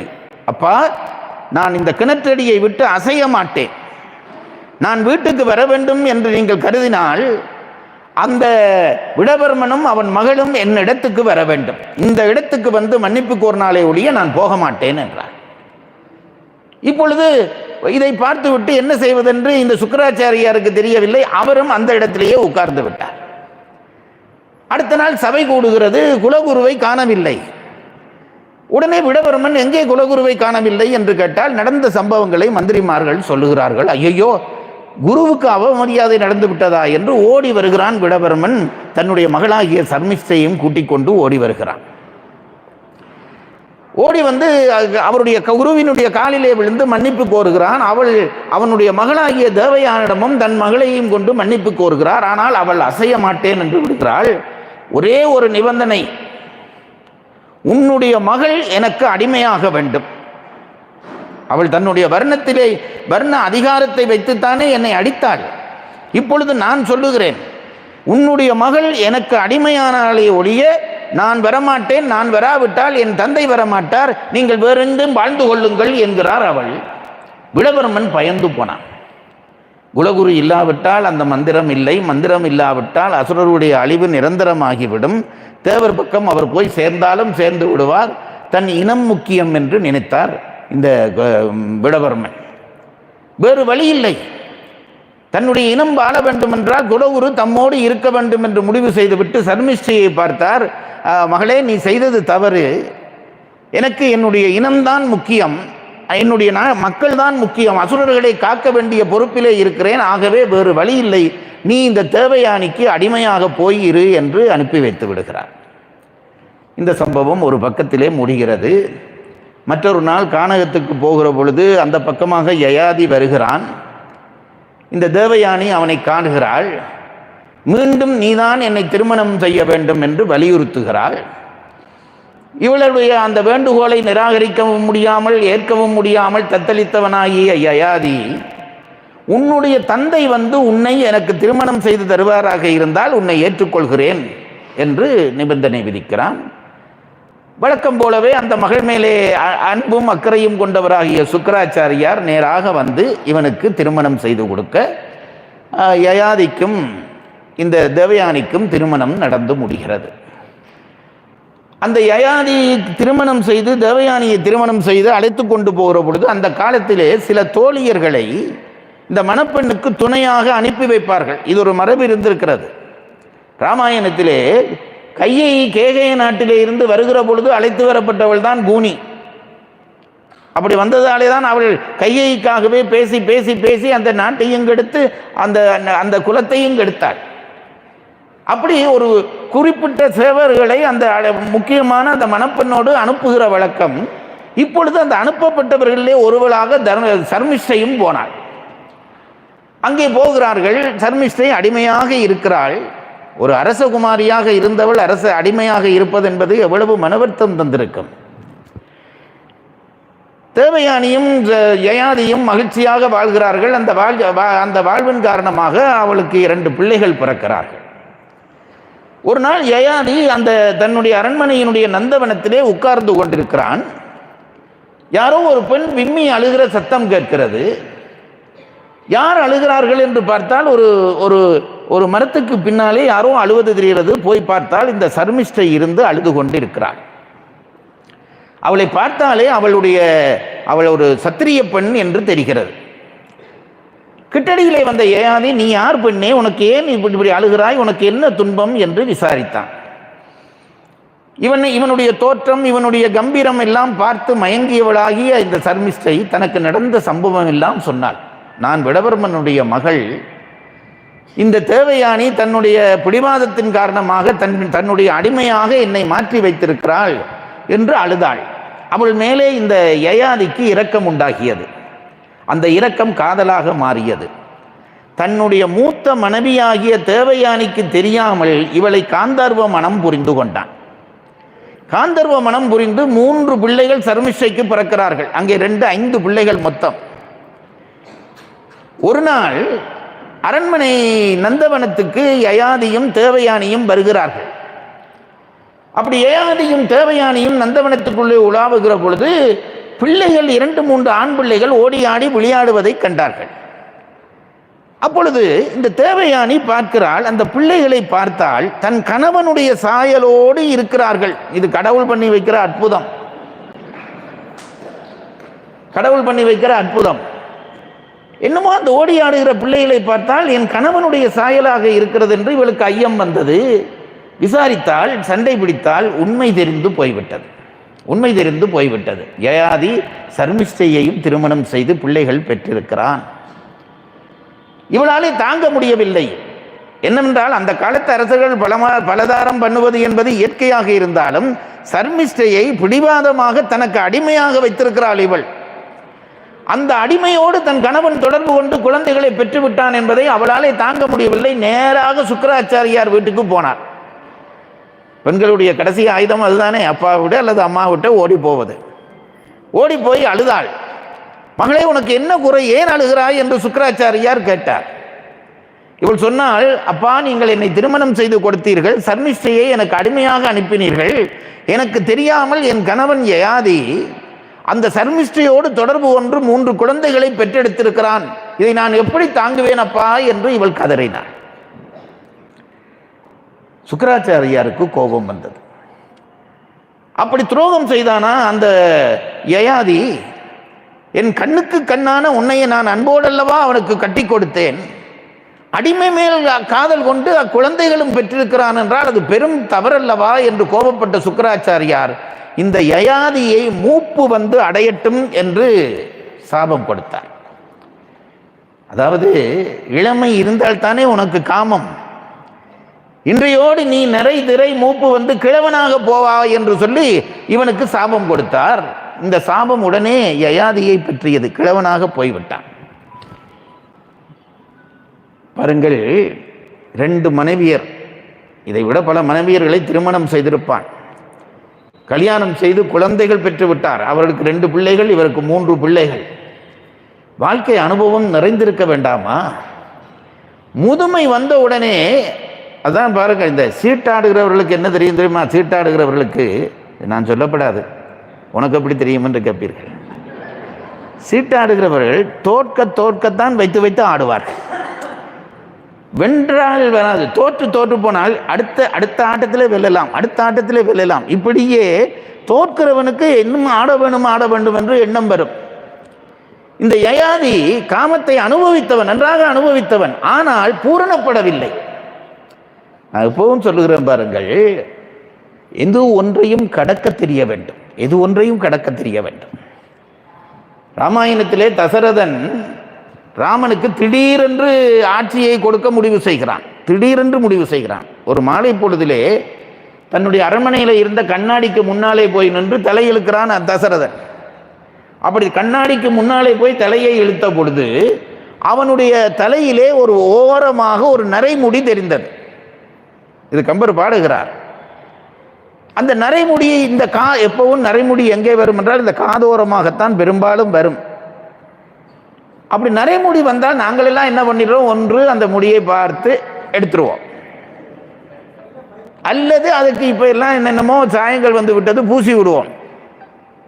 அப்படி தசரதன் அப்படி செய்யவில்லை. அவன் வாழ்க்கையை நிறைந்து வாழ்ந்தவன். இந்த நரைமுடியை கண்டோடனே அவன் நினைத்தானாம், இந்த நரைமுடி ஏன் காதோரமாக வருகிறது என்றால் முக்கியமான செய்தியை சொல்கிறவர்கள் காது பக்கமாக வந்துதான் சொல்வார்கள். ஏதாவது இங்கே ஒரு முக்கியமான செய்தி என்று காதோரமாக தானே ரகசியம் சொல்வார்கள். இந்த நடைமுடியும் தனக்கு ஏதோ ஒரு முக்கியமான செய்தியை சொல்லத்தான் காதோரமாக வந்திருக்கிறது என்று தசரதன் நினைத்தானாம். மன்னனே, அவனியை மகனுக்கு ஈந்து நீ பன்னரும் தவம்புரி பருவம் ஈதென கண்ண மூலத்தினில் கலர வந்தன மின்னென கருமை போய் வெளுத்ததோர் மயிர் என்றான் கம்பன். காதோரமாக வந்து சொல்லிச்சு, போதும், நீ எல்லாம் அனுபவிச்சுட்ட, போதும். இந்த நரைமுடியை கண்ட உடனே அந்த நிமிஷமே தசரதன் என்ன நினைத்தான் தெரியுமா? இனி எனக்கு இந்த ஆட்சி வேண்டாம். இதை எத்தனையோ பேர் என்னென்னமோ விமர்சனம் பண்ணுகிறார்கள். அந்த நிமிஷமே முடிவு செய்தான். அடுத்த நிமிஷமே மந்திர சபையை கூட்டினான்.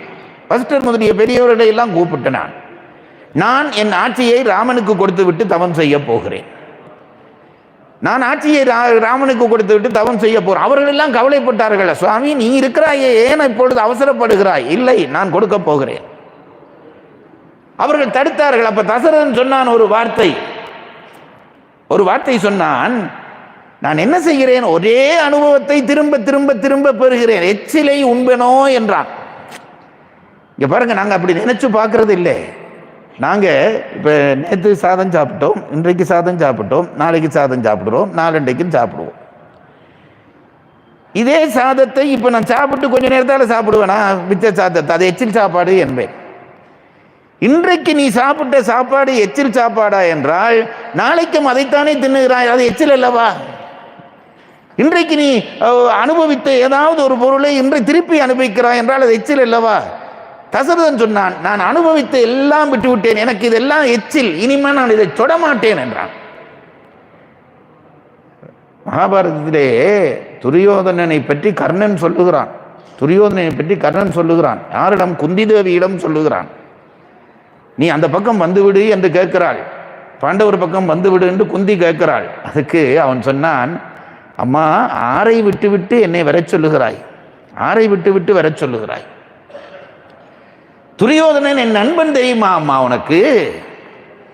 அவன் எப்படிப்பட்ட நண்பன் தெரியுமா? அவன் சொன்னான், தன்னெச்சில் தான் உண்ணான், என்னெச்சில் தான் உண்டான். துரியோதனுடைய இயல்பு சொல்லுகிற பொழுது சொன்னான், அவன் என்ன செய்வானாம், தன்னுடைய எச்சிலை துரியோதனன் தின்ன மாட்டானா. அவனுக்கு பிளேட் போட்டு சாப்பாடு போட்டா ஒரு பிடிதான் அதில் அள்ளி சாப்பிடுவானாம், அந்த பிளேட்டை தள்ளிடுவானாம். அடுத்தபடி அல்றதுக்கு இன்னொரு பிளேட் வச்சு இன்னொரு சாப்பாடு போடணுமா. ஏனென்றால் ஒரு பிடி அள்ளிட்டாலே அது எச்சில் சோறு, இது தின்ன மாட்டேன்னு தள்ளுகிற ஆளாம் அவன். அதை யார் சொல்லுகிறான்? கர்ணன் சொல்லுகிறான், தன்னெச்சில் தான் உண்ணான். அப்படிப்பட்ட கர்ணன் என் கோப்பையில சாப்பாடு அள்ளி சாப்பிடுவானோமா, தன்னெச்சில் தான் உண்டான், என்னெச்சில் தான் உண்டான். அவன் யார் தெரியுமா அம்மா என்று அவன் சொல்லுகிறான். யாருக்கு? குந்திக்கு சொல்லுகிறான். ஒரு நாள் துரியோதனனுடைய அரண்மனை, எங்க ஆசிரியர் அதை சொல்வார், நான் கேட்டு அழுதிருக்கிறேன். துரியோதனனுடைய அரண்மனை அப்படி ஒரு நட்பு. துரியோதனன் அரண்மனையிலே இல்லை. துரியோதனுடைய மனைவி பானுமதி அங்கே உட்கார்ந்திருக்கிறாள். கர்ணன் வந்தான், துரியோதனன் இல்லையா என்று கேட்டான். இப்பதான் போயிருக்கிறார், வந்துருவார் என்றான். அவனுக்கு சொந்த சகோதரி மாதிரி இவள் பானுமதி. கொஞ்சம் இருங்கன்னா அவர் வந்துருவார் என்று அவள் சொல்லியிருப்பாள். அப்ப இவன் சும்மா உட்கார்ந்தவனே, பொழுது போகவில்லை, வா நாங்கள் சூதாடுவோம் என்று சொல்லி, சூதாடுவோம் என்பது இந்த என்ன சொல்வார்கள், தாயம் விளையாடுவோம் என்று சொன்னார். சரி என்று ரெண்டு பேரும் உட்கார்ந்து விட்டார்கள். உட்கார்ந்தால் இந்த காட்சியை நீங்க கற்பனை பண்ணணும். இப்படி அரண்மனை, பானுமதி இங்க இருந்து அந்த பக்கம் பார்த்து விளையாடுறாள். இப்ப இதுல இருக்கு தாயக்கட்டை. பானுமதி இங்க இருந்து அந்த பக்கம் பார்த்து விளையாடுகிறாள். கர்ணன் அந்த பக்கம் இருந்து இந்த பக்கம் பார்த்து விளையாடுகிறான். விளையாட்டு நடக்கிறது. கர்ணன் தோற்றுக்கொண்டு போகிற ஒரு நேரம், பானுமதி தோற்றுக்கொண்டு போகிற நேரம். என்ன, ரெண்டு காயில அவள் அவுட் ஆக போறாள். இந்த நேரம் பார்த்து அந்த அரண்மனை வாசல்ல இருந்து துரியோதனன் உள்ள வந்தான். இந்த காட்சியை நீங்க வடிவா பார்க்க வேணும். இவள் அங்க பார்த்து கொண்டிருக்கிறாள், அவன் இங்க பார்க்கிறான், துரியோதனன் வருகிறான். இப்ப துரியோதனன் வந்தது கர்ணனுக்கு தெரிஞ்சிருக்காது, ஆனா பானுமதி பார்த்துட்டாள். துரியோதனன் வந்தது என்று கண்டவுடனே பானுமதி இருக்கையை விட்டு எழும்பினாள். அது அந்த காலத்து பெண்கள் வைத்திருந்த ஒரு வழக்கம், நீங்க ஒன்றும் கவலைப்படாதீங்க. கணவனை கண்டால் மனைவியர் எழுந்திருக்கிறது என்பது அந்த காலத்து வழக்கம். மனைவி உடனே இவள் எழும்பினாள், கணவனை கண்ட உடனே எழும்பினாள். கர்ணன் நினைத்தான், விளையாட்டை தோற்று கொண்டிருக்கிறாள் இவள், அதனாலே குழப்பறதுக்காக எழுப்புறாள் என்று நினைச்சு, இந்த பெண்கள் தோல்வியை தாங்க மாட்டார்கள், எல்லாத்தையும் கலைச்சு விட்டு போகிற மாதிரி இவள் எழும்பினோடனே இவன் தோற்கிறதாலே எழும்புறாள் என்று நினைச்சு இரு விளையாடலாம் என்று இப்படி பிடிச்சான். அது அவளுடைய இடுப்பில் இருந்த மேகலையிலே அந்த கை போய் பிடிபட்டது. மேகலையில போய் கை பிடிபட்டது. அந்த மேகலை அருந்தது, அப்படியே மணிகள் முத்துகள் எல்லாம் சிதறியது. நீங்க இந்த சீனை கொஞ்சம் கற்பனை பண்ணி பாருங்க, என்ன டென்ஷனா இருந்திருக்கும். புருஷன் பார்த்து கொண்டிருக்கிறான், மனைவியினுடைய இடுப்பிலே பிடிச்சு அந்த மணி அருந்து விழுந்து விட்டது. இப்ப பானுமதி பதறுகிறாள். கர்ணன் திரும்பி இவள் பதற பார்த்து திரும்பி பார்த்தான், துரியோதனன் நிற்கிறான். மனதில் ஒரு கெட்ட எண்ணமும் இல்லை, ஆனால் கெட்ட எண்ணம் தான் நினைக்கக்கூடிய சூழ்நிலை. என்ன செய்வது என்று தெரியவில்லை. கர்ணன் அப்படியே பார்த்து கொண்டிருக்கிறான், இவன் பார்த்து கொண்டிருக்கிறான். இப்ப இவள் நடுங்குகிறாள். துரியோதனன் வந்து விட்டான். துரியோதனன் இப்ப என்ன பண்ணலாம்? நல்லவனா இருக்கிறான் என்று நினைங்க. நீங்க ஒன்றும் கவலைப்படாதீங்க, உங்கள் மேலே எனக்கு சந்தேகம் இல்லை என்று சொன்னாலே சந்தேகம் இருக்கிறதா வந்துடும். நான் சொல்றது உங்களுக்கு புரியுதுங்களா? கர்ணா, பானுமதி, நீங்க ஒன்றும் கவலைப்படாதீங்க, எனக்கு உங்க மேல சந்தேகம் இல்லை என்று சொன்னாலே சந்தேகம் இருக்கிறபடியே தான் இவன் இப்படி சொல்றான் என்று நினைச்சு ஆயுள் காலம் முழுவதும் அவர்கள் டென்ஷனாக தான் இருக்க வேணும். அதனாலே துரியோதனன் அதை கூட சொல்ல விரும்ப இல்லையாம். அவன் வந்து இவர்களை பார்த்தான். என்ன விளையாட்டை நிறுத்திட்டீர்கள்? எடுக்கவோ கோக்கவோ என்றான். எடுக்கவோ கோக்கவோ, நீங்க உங்க பாட்டுக்கு விளையாடுங்க, இந்த முத்தெல்லாம் விழுந்து விட்டதே, இதை நான் எடுத்து கோத்து தருகிறேன் என்றானாம் துரியோதனன். எங்க ஆசிரியர் இதுக்கு ஒரு நுட்பம் சொல்லுவார். எடுக்கவோ கோக்கவோன்றதுக்கு என்ன காரணம் தெரியுமா? மனதில் ஏதாவது சந்தேகம் இருந்தா கை நடுங்கும். உங்களுக்கு தெரியுங்களா? மனதில் டென்ஷன் இருந்தா கை நடுங்கும்.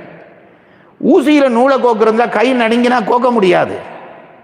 இப்போ விழுந்த முத்துக்களை நான் எடுத்து கோக்கவோ என்றானே, என்ன தெரியுமா? எனக்கு மனதிலே சந்தேகம் இல்லை, கை நடுங்காது, நான் கோத்து காட்டுகிறேன் என்றான்.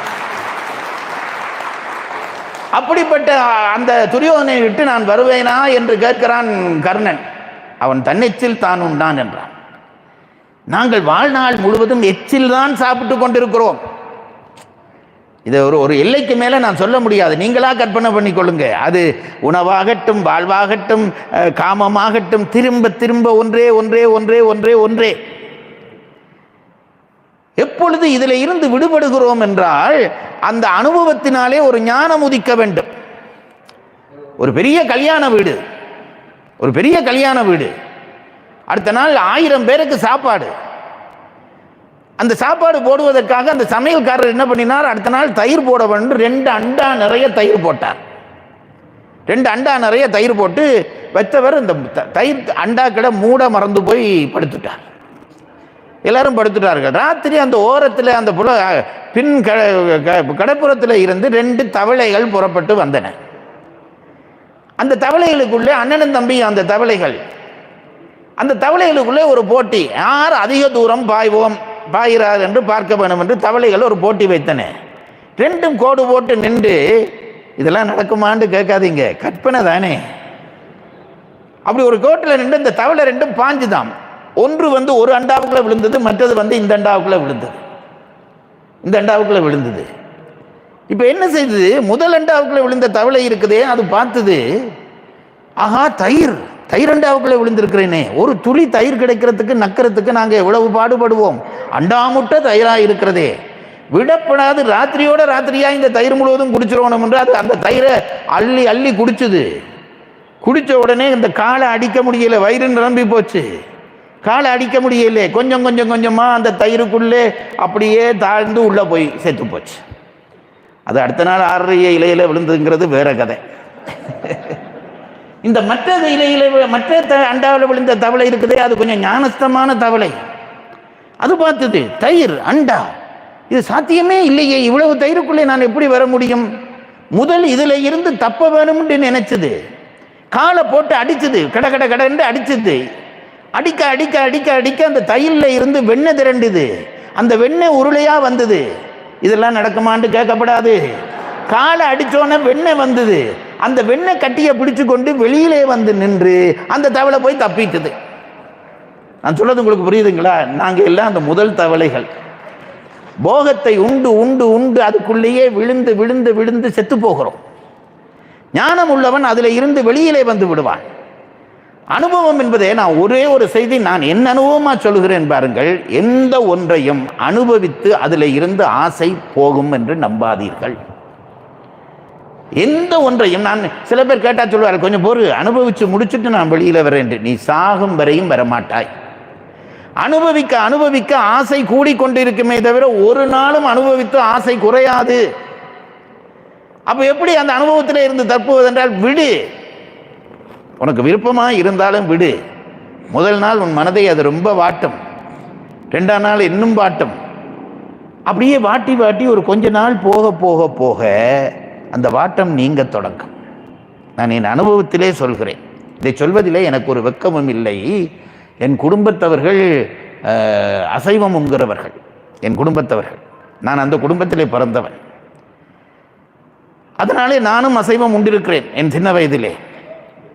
அது இறைவன் கருணை செய்தான். ஏதோ வகையிலே அதில் இருந்து விட்டு வெளியிலே வர முடிந்தது.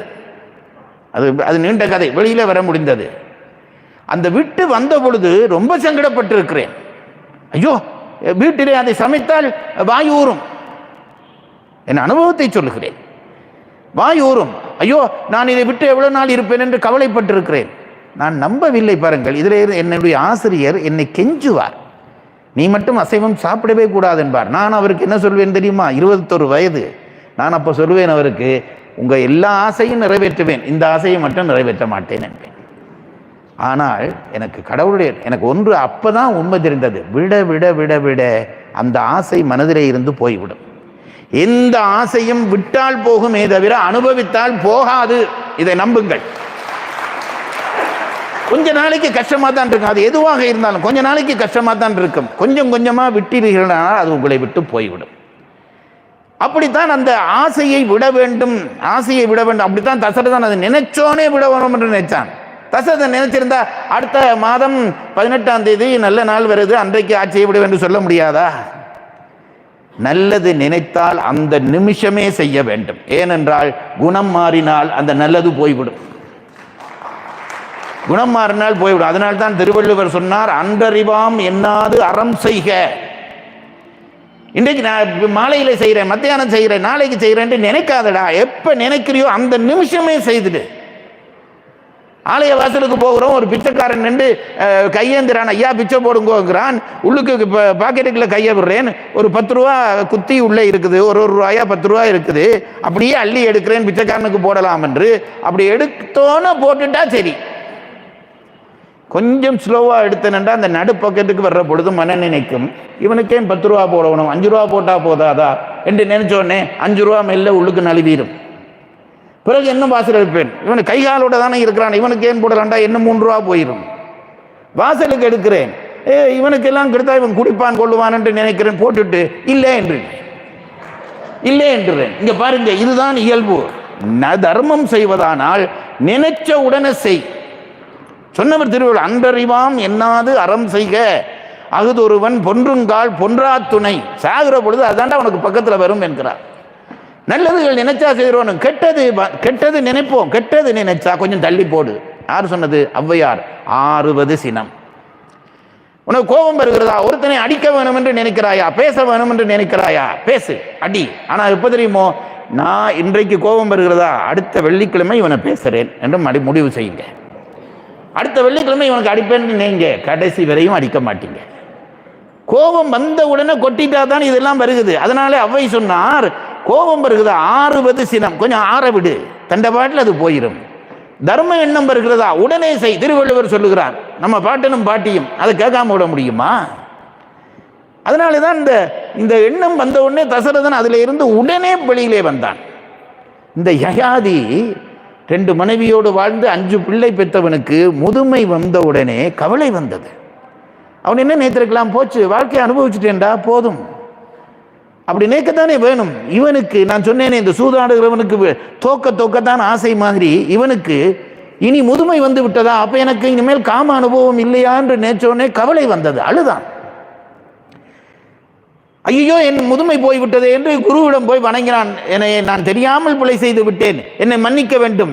உன்னை மன்னிக்க முடியாது, சாப விமோசனமாவது சொல்லுங்கள் என்றான். அதற்கு அவர் சொன்னார், பரவாயில்லை, உனக்கு நான் சாப விமோசனம் சொல்லுகிறேன். உன்னுடைய இந்த முதுமையை யாராவது ஒருவர் வாங்கி கொள்ள தயார் என்றால் நீ முதுமையை மாற்றி விடலாம், டிரான்ஸ்ஃபர் பண்ணி விடலாம் என்றார். ஏகாதிக்கு அந்த அளவில் சந்தோஷம் வந்துட்டு, அப்போ முதுமையை யாரிடம் கொடுத்தா வாங்கி கொள்வார்களா என்று சொல்லி வந்தான். வீட்டில் 5 ஆம்பளை பிள்ளைகள், ஒவ்வொருத்தராக கூப்பிட்டான். என்னுடைய முதுமையை நீங்கள் வாங்கிக் கொள்கிறீர்களா என்று கேட்டான்.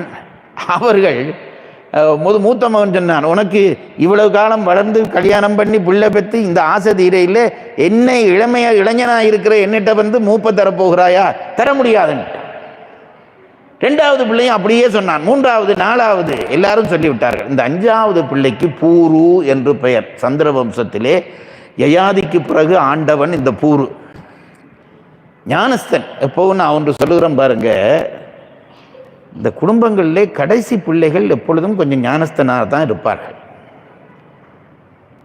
மூத்தது மொக்குன்னு ஒரு பழமொழியே இருக்குது. மூத்தது மக்கு, எங்கள் ஊரில் மொக்குன்னுவாங்க. மூத்தது மக்கு கடைசி ஞானஸ்தன் என்று ஒரு பழமொழி இருக்குது. நான் இதை ஏன் சொல்லுகிறேன்டா, இது பொய்யும் இல்லை, நம்முடைய காவியங்கள் சொல்லுகின்றன. இங்கே பாருங்க, ராமாயணத்திலே கடைசி பிள்ளை சத்ருக்கன். கடைசி பிள்ளை சத்ருக்கன் அவன்தான் ராமாயணத்துக்குள்ளே இருந்த அந்த 4 பிள்ளைகளுக்குள்ளேயும் பெரிய ஞானஸ்தன். ராமன் வருகிறேன் என்று வராமல் போன உடனே நான் நெருப்புக்குள்ளே விழப்போகிறேன் என்று பரதன் அக்னி குண்டம் வளர்த்து அதில் ஏறிவிட்டான். ஏறிவிட்டு அப்போ ஆட்சி இல்லாமல் மன்னன் இல்லாமல் போனால் நாடு செத்து பழுதாக போகும் என்று சத்ருகனை கூப்பிட்டான். கூப்பிட்டு அண்ணா வர்றேன்னு சொன்ன டேட்டில் வர இல்லை, நான் உயிர் விட போகிறேன், நீ தான் இனி அரசனாக வேண்டும், ஆட்சியை ஏற்றுக்கொள் என்றான். அதுக்கு சத்ருகன் பரதனை பார்த்து, என்னடா என்னை பற்றி நினைச்சுக்கிட்டு நீங்கள் எல்லாம் பேசுறீங்க? காணால நிலமகளை கைவிட்டு போனானை காத்து பின் போனானும் ஒரு தம்பி. காட்டுக்கு போயிட்டான், அம்மாவோட வார்த்தைக்காண்டி காட்டுக்கு போயிட்டான் ஒருத்தன், அவனோட போறேன்ட்டு மற்றவன் போயிட்டான். காணால நிலமகளை கைவிட்டு போனானை காத்து பின் போனானும் ஒரு தம்பி, போனான் தான் வரும் அவதி போயிட்டேன்னா ஆனான உயிர் விடுவேன் என்று அமைவானும் ஒரு தம்பி. அவங்க 2 பேரும் வரையிலேருந்து நெருப்புல விட போறன்றியே, நீயும் ராமனுக்கு தம்பி தானே என்றான். அவன் ஆமாண்டான். அப்போ நீங்கள் எல்லாம் ராமன் தம்பி ஆட்சி வேணாம் வேணாமல், நான் மட்டும் ஆட்சியை வச்சு விரும்புவேனடா, நானாமல் அயல் நின்று நானோ இவ்வரசாள்வேன், என்னே அரசாட்சி இனிமை என்றான். அப்படிப்பட்ட ஞானஸ்தன் கடைசி பிள்ளை. பாரதத்தில் இந்த 5 பேருக்குள்ள கடைசி பிள்ளை யார் தெரியுமோ? கடைசி பிள்ளை யார் தெரியுமோ? அவன்தான் தர்மன், சகாதேவன். வயது போன காலத்தாலே புத்தியிலேருந்து வெளியில் வர கொஞ்சம் நேரம் ஆகுது. சகாதேவன் தான் கடைசி பிள்ளை. அவன் பெரிய ஞானஸ்தன், கண்ணனையே கட்டி வைத்தான். அது அந்த இடம் பெறுகிற பொழுது சொல்லுவேன், இப்போ சொன்னால் அந்த சுவை போயிடும். கண்ணனையே கட்டி வைத்தான். அதுபோலத்தான் எந்த குடும்பத்திலே பார்த்தாலும் இந்த கடைசி பிள்ளை கொஞ்சம் புத்திசாலித்தனமாக இருக்கிறான். ஏன் தெரியுமோ? முதல் பிள்ளை மக்கா இருக்கிறதுக்கும் கடைசி பிள்ளை கெட்டிக்கணமாக இருக்கிறதுக்கும் ஒரு காரணம் இருக்கிறது. என்ன காரணம் என்று கேட்டால், முதல் பிள்ளை பெறுகிற பொழுது காமத்தினுடைய வெறியிலே பிறக்கிற பிள்ளை என்றபடியால் அதுக்கு கொஞ்சம் அறிவு குறையும். கடைசி பிள்ளைக்கு தாய் தந்தையர்கள் நிதானம் வந்து பிறக்கிற பிள்ளை என்றபடியால் அதுக்கு கொஞ்சம் அறிவு இருக்கும் என்று பெரியவர்கள் சொல்கிறார்கள். இது உண்மையா என்று கேட்டால் நான் உண்மை என்று சொல்வேன். ஏனென்றால் எங்கள் வீட்டில் நான் தான் கடைசி பிள்ளை.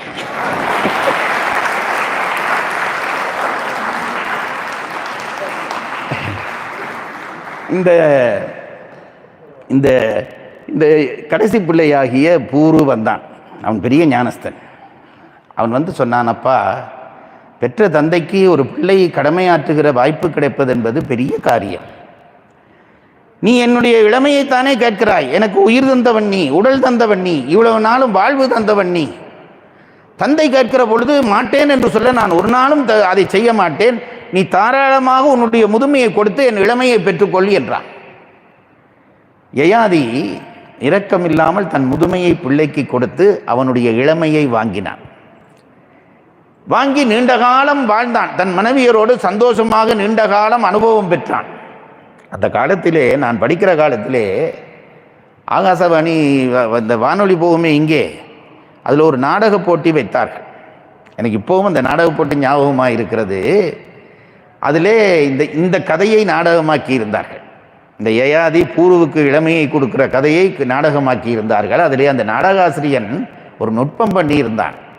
இந்த பூருவிடம் இருந்து இளமையை வாங்கி கொண்டு யயாதி தன்னுடைய மனைவியரிடம் போகிறான். சந்தோஷமாக இருக்க வேண்டும் மனைவியரிடம் போகிறாள். சர்மிஷ்டை அவனை தொடமாட்டேன் என்று விடுகிறாள். ஏனென்றால், நீ வாங்கி கொண்டு வந்திருக்கிற இளமை என் பிள்ளையினுடைய இளமை, பிள்ளையினுடைய இளமையை தாயாகிய நான் எப்படி அனுபவிப்பது, வேண்டவே வேண்டாம் என்று சொன்னதாக அந்த நாடகம். எத்தனையோ பண்ணுகிறார்கள். இதற்கு பிறகு வாழ்ந்து முடிக்கிறான். நீண்ட காலம் வாழ்ந்து அந்த அனுபவம் வந்த பிறகு யயாதி இனி இந்த வாழ்க்கை எனக்கு போதும் என்று முடிவு செய்கிறான். அவனை கூப்பிட்டு, நான் அனுபவம் பெற்று நிரம்பி விட்டேன், மகனே இந்த இளமையை நீயே பெற்றுக்கொள் என்று சொல்ல, அந்த இளமையை மீண்டும் பெற்றுக்கொண்டு, அந்த இளமையை கொடுத்த காரணத்தினாலே கடைசி பிள்ளையாக இருந்தாலும் அந்த ஆட்சி உரிமையையும் அவனே பெற்றுக்கொண்டு சந்திர வம்சத்தினுடைய அடுத்த மன்னவனாக இந்த பூரு வருகிறான். தொடர்ந்து பல அரசர்கள், கதை சொன்னால் குருகுலச் சருக்கமே சொல்லிக் கொண்டிருக்க வேண்டியதுதான். பின்னாலே துஷ்யந்தனுக்கு பிள்ளையாக பரதன் பிறந்தான். பரதன் உங்களுக்கு அந்த கதையில் எல்லாம் ஓரளவு தெரியும். கண்ணுவ மகரிஷியினுடைய மகள் சகுந்தலை, அவள் விஸ்வாமித்திரருக்கும் மேனைக்கும் பிறந்தவள். அந்த பிள்ளையை இவர் எடுத்து வளர்க்கிறார். அந்த பக்கமாக வந்த இந்த துஷ்யந்தன் அவளை திருமணம் செய்து, காந்தர்வ திருமணம் செய்து, அவள் வயிற்றிலே ஒரு பிள்ளை பிறந்து விடுகிறது. சாபத்தின் காரணமாக இவர்களை மறந்து போய் அவன் இருக்கிறான். இந்த சகுந்தலை பரதன் என்கின்ற அந்த பிள்ளையையும் கொண்டு போகிறாள் அவனுடைய அரண்மனைக்கு, துஷ்யந்தனுடைய அரண்மனைக்கு போகிறாள். போய் அங்கே நின்றால் அவனுக்கு இவர்களை தெரியவில்லை. சாபம் காரணமாக இவர்களை மறந்து போகிறான். நீங்கள் யார் என்று கேட்கிறான். இந்த பெண்ணை பார்த்து கேட்கிறான், நீ யார்? நீ அழைத்து வந்திருக்கிற இந்த பிள்ளை யார்? இந்த பிள்ளைக்கு தந்தை யார்? உனக்கு கணவன் யார்? இப்படி பல கேள்வி கேட்கிறான். எப்பொழுதும் நான் நினைக்கிறது உண்டு, ஆண்களிடம் வேகம் இருக்கும், பெண்களிடம்தான் நிதானம் இருக்கும். இத்தனை கேள்வியை அடிக்கிறான் துஷ்யந்தன். நீ யார்? இந்த பிள்ளை யார்? இந்த பிள்ளை உனக்கு யார்? இந்த பிள்ளைக்கு அப்பாவார்? உன் கணவன் யார்? இத்தனை கேள்வியும் கேட்டான். கேட்டுக்கொண்டிருந்த சகுந்தலை தலை குனிந்தவள் நிமிர்ந்து, மகனே பரதா, உன் அப்பாவை வணங்கு என்றாள். எல்லா கேள்விக்கும் விடை வந்து விட்டது. மகனே பரதா, இவன் என் பிள்ளை, உன் அப்பாவை வணங்கு என்றால் உன் பிள்ளை, இவன் உன் பிள்ளை என்றபடியால் நீ எனக்கு கணவன், எல்லாத்தையும் ஒரு வரியில் சொல்லி முடித்தாள். அதுக்கு பிறகு இந்த பரதன் சந்திரவம்சத்தினுடைய ஆட்சிக்கு வந்தான். அவன் ஆண்டபடியால் தான் பரதகண்டம் என்று இதற்கு பெயர் வந்தது என்கிறார்கள். அதற்கு பிறகு குரு என்று ஒரு அரசன் வந்தான். அதனால்தான் இந்த குலத்துக்கு குருகுலம் என்று பெயர் வந்தது. அதுக்கு பிறகு அஸ்தி என்று ஒருவன் வந்து ஒரு நகரத்தை சமர்ப்பித்தான், உண்டாக்கினான். அதனாலே அந்த நகரத்துக்கு அஸ்தினாபுரம் என்று பெயர் வந்தது. இப்படி பல அரசர்கள் சந்திரவம்சத்திலே ஆண்டு வந்தார்கள். அந்த அரசர்கள் வரிசையிலே பாரத கதையோடு நெருக்கமான தொடர்போடு வந்தவன் சந்தனு. சந்தனு என்கிறவன் அவன் வர்ண பகவானுடைய அம்சம் என்று சொல்கிறார்கள். பாரத கதை அப்படித்தான் சொல்கிறது. ஒரு நாள் பிரம்மதேவனுடைய சபை, தேவர்கள் எல்லாம் கூடியிருக்கிறார்கள். அந்த நேரம் பார்த்து கங்காதேவி புறப்பட்டு வந்தாள். பிரம்மதேவனிடம் ஆசி பெறுவதற்காக வந்தாள். கங்காதேவி பிரம்மதேவனிடம் ஆசி பெற பிரம்மலோகத்திற்கு வந்தாள். வந்தவள் பிரம்மனை விழுந்து கும்பிட்டாள்.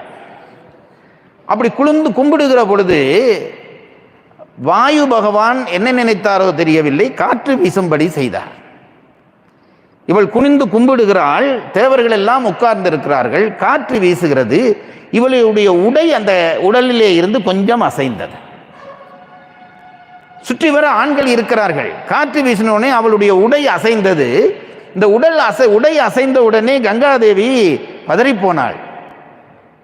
பொதுவாக பெண்களுக்கு நாட்குணம் உண்டு என்று சொல்கிறார்கள். அச்சம், மடம், நாணம், பயிர்ப்பு, இதையெல்லாம் இன்றைக்கு குற்றம் என்று சொல்லுகிறவர்கள் இருக்கிறார்கள். இதெல்லாம் பெண்களை அடக்குவதற்காக ஆண்கள் சொன்னது என்கிறார்கள். அப்படி அல்ல. பெண்களுக்கு இந்த நாட்குணம் இயற்கையானது. நம் புலவர்கள் இதையெல்லாம் பார்த்து சொன்னார்களே தவிர சொல்லி பார்க்க வைக்கவில்லை. இதை புரிந்து கொள்ள வேண்டும். இந்த நாட்குணங்கள் இருக்கிறதே, அச்சம் என்பது பயம், நாணம் என்பது வெட்கம், மடம் என்பது அறியாமை. பெண்ணுக்கு அறியாமை ஒரு அழகு. அதை நீங்கள் எப்படி ஒத்துக்கொள்றீங்களோ தெரியவில்லை. அறியாமை அழகென்றால் எல்லா இடத்திலும் முட்டாளா இருக்கிறது அழகில்லை. தன் கணவனோடு இருக்கிற பொழுது ஒரு பெண் தனக்குத்தான் எல்லாம் தெரியும் என்று காட்டக்கூடாது. காட்டினா கணவனாலே கணவன் அவள் மீது வைத்திருக்கிற ஈர்ப்பு குறையும். இதெல்லாம் ஒரு பாடமாக எடுத்துக்கொள்ளுங்கள். அதற்கு தான் மடமை என்ற ஒரு குணத்தை வைத்தார்கள். இளையான்குடி மாறநாயனார் என்று பெரிய புராணத்திலே ஒரு நாயனார், உங்களுக்கு எல்லாம் தெரியும். விருந்து போட்டு எல்லாம் வறுமையாக போச்சு. ஒரு நாள் ராத்திரி கடும் மழை. இவர்கள் சாப்பிடாம 3 நாள் சாப்பிடவில்லை. அந்த பக்கமாக சிவபெருமான் பார்த்தார், இதற்கு நீ ப்ரமோஷன் கொடுக்க வேண்டியதுதான், முடிவு பண்ணி இவர்களை சோதிக்க வேண்டும் என்று கிளப்பிராமணன் வேஷம் கொண்டு, சிவனடியார் வேஷம் கொண்டு வந்தார். அடமழை பெய்கிறது. இவர்கள் சாப்பிடவில்லை. இருட்டு. வந்த இந்த கிழவனை பார்த்தோடனே இளையான்குடி மாறநாயனருக்கு சந்தோஷம் வந்துதான். நான் கேட்டா கதவை பூட்டி உள்ளே இருந்திருப்போம். வந்தவர் அந்த வாய் பழக்கத்திலே, சுவாமி இன்றைக்கு இருந்து சாப்பிட்டு விட்டு போகட்டும் என்று சொல்லிவிட்டார். அப்படி சொன்ன உடனே வாய்ப்பழக்கத்திலே சொல்லிவிட்டார். சொல்லிட்டு தான் நினைக்கிறார் நாங்களே சாப்பிட்டு 3 நாள் ஆச்சேன்னு நினைச்சார். என்ன பண்றேன்னு தெரிய தேவையில்லை. கொஞ்சம் உட்காருங்க சாமின்னு உள்ளே போனார். மனைவி இருந்தார். மனைவிட்ட கேட்டார், ஒரு அடியார் வந்திருக்கிறார், சாப்பிட சொல்லிட்டேன், என்ன பண்ணலாம் என்றார். இதுல சேக்கலார் பண்ணுகிற ஒரு கெட்டித்தனம் பாருங்க. இதை சொன்ன உடனே நாங்களா இருந்தா என்ன தெரிப்போம், வழி சொல்ல தெரிஞ்சால் நாங்களா இருந்தா என்ன சொல்லியிருப்போம், இதெல்லாம் சிம்பிள் விஷயம், நானே பார்த்துக் கொள்கிறேன், இப்படி தானே பேசுவோம். இப்படி பேசினா கணவனுக்கு அவள் மேலே இருக்கிற ஈர்ப்பு குறைந்து விடும். சேக்கலார் என்ன தெரியுமா சொன்னார், அந்த அவள் இந்த கேள்வி கேட்டோடனே அந்த அம்மா என்ன சொல்லிச்சான் தெரியுமா, மாது கூறுவள் மற்றொன்றும் காண்கிலேன் ஏதிலாரும் இனி தருவார் இல்லை. அந்த அம்மா சொல்லிச்சாம், ஐயோ மாது கூறுவள் மற்ற எனக்கும் ஒரு வழியும் தெரியலையே, இப்படித்தான் பேச வேணும், தெரிஞ்சாலும் இப்படித்தான் பேச வேணும். அப்பதான் அந்த ஆம்பளைக்கு கொஞ்சம் சந்தோஷமா இருக்கும். பாரியா என் மனைவியின் மாது கூறுவள் மற்றொன்றும் காண்கிலேன் ஏதிலாரும் இனி தருவாரில்லை என்று சொன்னவள் பிறகு நெல் விதைச்சிட்டு வந்தியே இன்றைக்கு காலையிலே, அந்த நெல்லை வாரி கொண்டு வா சமைக்கிறேன் என்று சொன்னாலே வழி சொன்னவள் அவள் தான். ஆனால் எனக்கு ஒன்றும் தெரியவில்லை என்று சொல்லிட்டு இருக்கிறது ஒரு அழகு. அந்த அழகு, அந்த நாட்குணங்கள் இருக்கிறதே பெண்ணுக்கு அது ஒரு இயல்பாக இருக்க வேண்டும். இந்த நாட்குணங்கள் இருக்க வேண்டிய அதிலே முக்கியமான ஒன்று இந்த பயிர்ப்பு என்று ஒரு குணம் சொல்லுகிறார்களே. இந்த வடிவேலு கூட ஏதோ படத்தில் ஏதோ பயிர்ப்புன்னுவார். பல பேருக்கு அது என்னென்றே தெரியதில்லை. பயிர்ப்பு என்றால் என்ன தெரியுமா, பயிர்ப்பு என்ற குணம் இவ்வளவுதான் சாமி, பிற ஆடவனுடைய கைப்பட்டால் ஏற்படுகிற அருவருப்பு என்று பெரியவர்கள் எழுதினார்கள். இன்றைக்கு இதெல்லாம் இனி பேசி பிரயோசனம் இல்லை. எப்போ நம்ம பஸ்ஸில் ஏறி போக தொடங்கிட்டோமோ இதில் பயிர்ப்பு பார்த்தா ஏற முடியுமா? பிற ஆடவருடைய கை நம் மேலே பட்டால் ஒரு பெண்ணுக்கு அருவருப்பு வருமா? அது உண்மை. நீங்க பாருங்க, பெண்கள் ஆண்களை பாருங்க, என்ன இடிச்சாலும் பரவாயில்லன்னு நிற்பான். பெண் அந்த கஷ்டப்படுவாள், பஸ்ஸில் ஏறினா கூட கஷ்டப்படுவாள். அது பயிர்ப்பு என்கின்ற இயல்பு.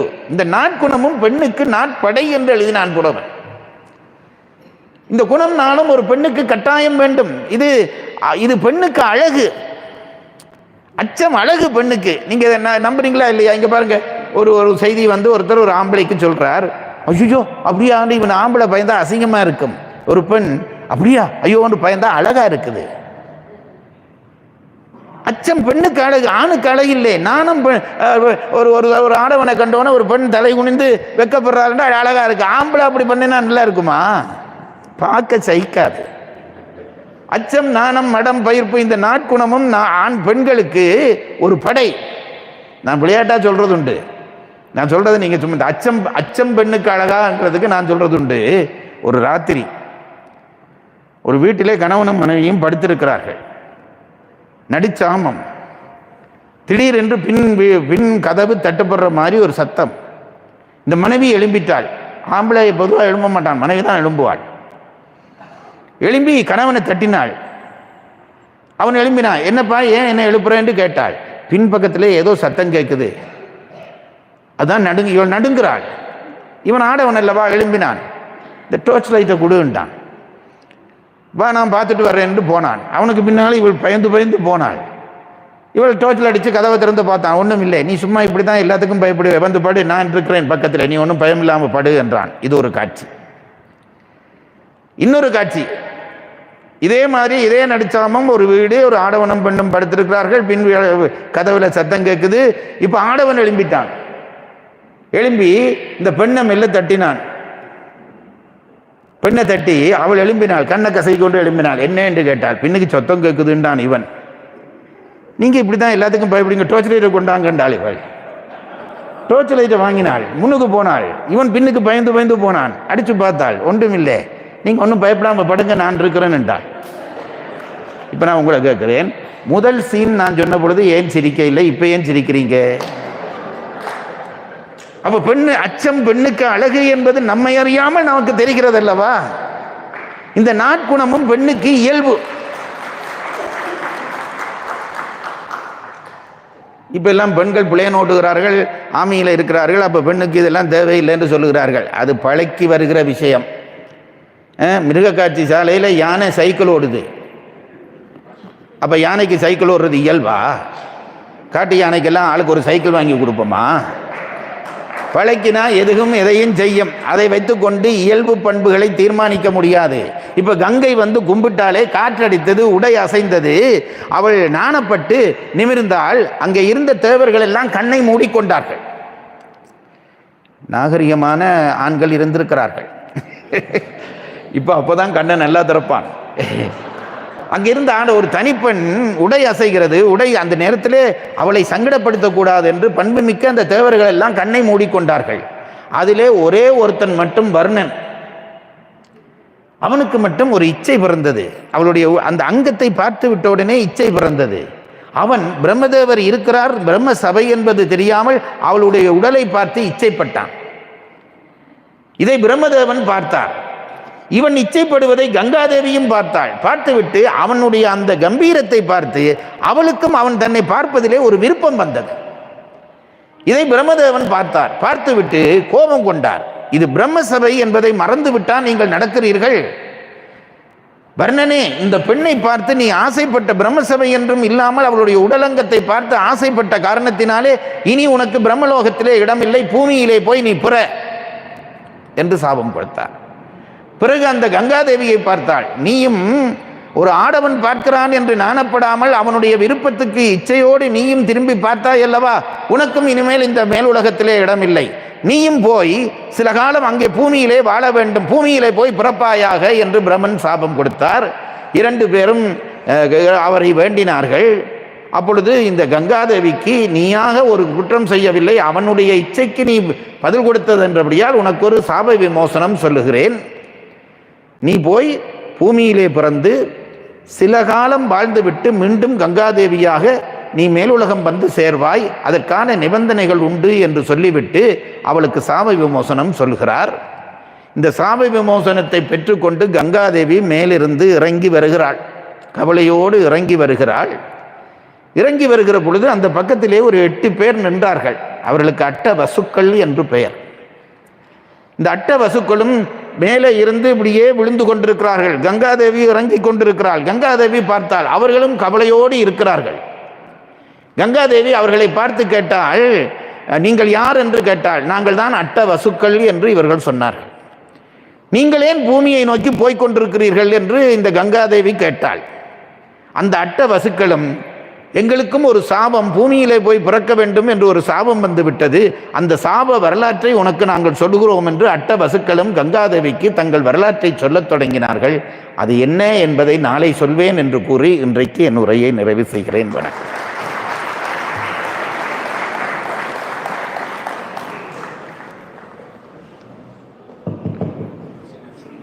அடுத்ததாக இப்பொழுது கேள்வி நேரம். ஐயா அவர்கள் கேள்வி கேட்பார்கள். நேற்றே சொன்னபடி யார் விடை தெரியுமோ அது கையை தூக்கும், இருந்த இடத்திலிருந்து கையை தூக்கும். நாங்கள் அழைத்த பிறகு மேடையில் ஐயாவிடம் விடையை சொல்லி பரிசை பெற்றுக் கொள்ளவும், சிறியவர்களுக்கு முக்கியத்துவம் தரவும். அதுக்கு முன்னால் ஒரு சின்ன ஒரு வேண்டுகோள். நீங்கள் ஐயாவுடைய இந்த சொற்பொழிவை கேட்கறதுக்கு வீட்டிலேருந்து வந்திருப்பீர்கள். அதே மாதிரி நம்மளுடைய சபாக்கு வந்து நிறைய நன்கொடை கொடுக்க வேண்டும் என்று பாக்கெட்டில் நிறைய வச்சிருப்பீர்கள். ஐயாவுடைய இந்த சொற்பொழிவை கேட்டு அதை மறந்து விடாதீர்கள். அங்கே ரிசப்ஷனில் நீங்கள் கொடுத்து விட்டு போகுமாறு கேட்டுக்கிறோம். பெரியோர்களே, குழந்தைகளுடைய ஞாபக சக்திக்காகத்தான் இந்த கேள்வி பதிலை நடத்துகிறோம். முடிந்த அளவு குழந்தைகளுக்கு வாய்ப்பு கொடுங்கள். அது முடியாத பட்சத்திலே பெரியவர்கள் சொல்வதன் மூலம் குழந்தைகளுக்கு அதை நினைவூட்டுங்கள் என்று உங்களை கேட்டுக்கொண்டு, முதலாவது கேள்வியாக, முக்குணங்கள் எவை, அந்த முக்குணங்களினுடைய இயல்புகள் சொல்ல முடியுமா? இதுதான் கேள்வி.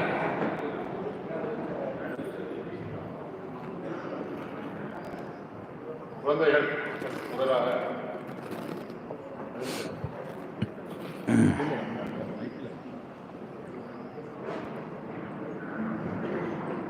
ராஜசகுணம், தாமசகுணம், ராஜசகுணம், தாமசகுணம், சாத்விக குணம். சாத்விக குணம் நம்மளை நிதானமா பேசிக்க உதவும். ராட்சச குணம் நம்மளை கோபப்பட வைக்கும். தாமச குணம் நம்மளை தூங்க பண்ண வைக்கும். சரியான பதில். அதை கொஞ்சம் விரிக்கலாம். சொல்லுகிற பொழுது எப்பொழுதும் சாத்வீகம், ராஜசம், தாமசம் என்று சொல்லுகிறது தான் மரபு. என்றால் நன்மைக்கு முதலிடம் கொடுக்க வேண்டும். அவர் சொன்னது போல சாத்வீகம் நல்லியல்பை தரும்.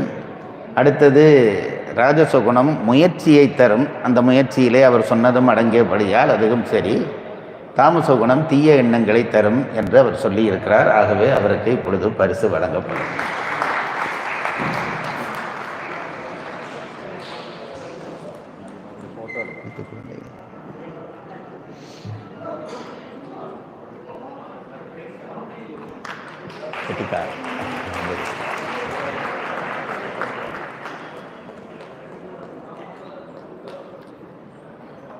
அடுத்ததாக சுக்ராச்சாரியாருடைய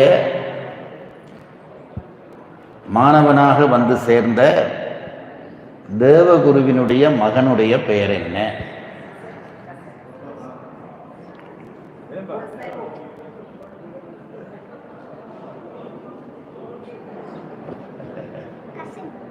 சரி, சரியான விடை கஜன். கசன்.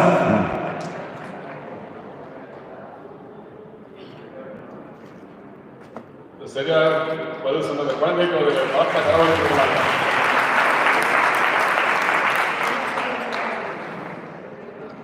அடுத்ததாக சுக்கராச்சாரியார் தெரிந்து வைத்திருந்த இறந்தவர்களை உயிர்ப்பிக்கிற மந்திரத்தினுடைய பெயர் என்ன?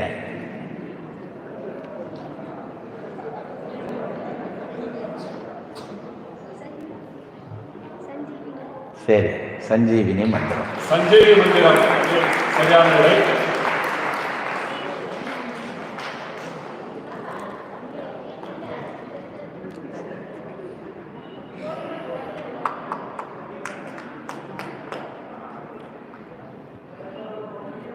நேற்று சொன்ன கதைகளிலே ஒன்றாக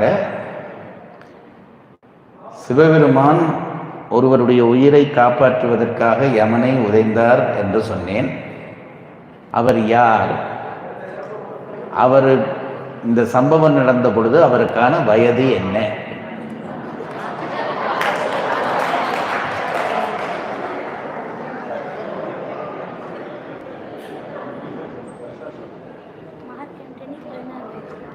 மார்க்கண்டர் 16 வயது.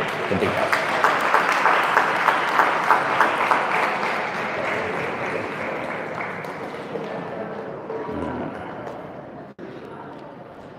தேவகுரு, அசுரகுரு என்று 2 பேருடைய பெயர் நேற்று நான் சொன்னேன்.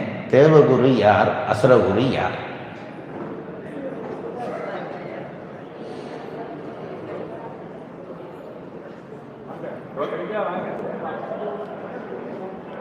சிறியவர்கள் யாரும் இல்லை என்றால் பெரியவர்கள் சொல்லலாம்.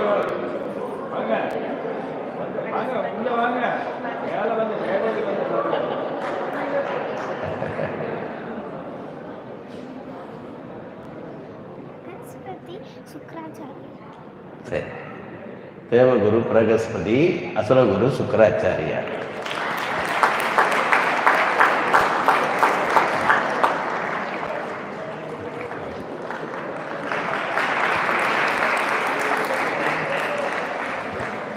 இந்த அளவிலே இன்றைய இந்த நிகழ்ச்சியை நிறைவு செய்து விடைபெறுகிறேன். எல்லாரும் பிரசாதம் வாங்கி கொண்டு செல்வாறு கேட்டுக்கொள்கிறோம். நாளை 5ஆம் நாள் நிகழ்ச்சி சரியாக நாளை மாலை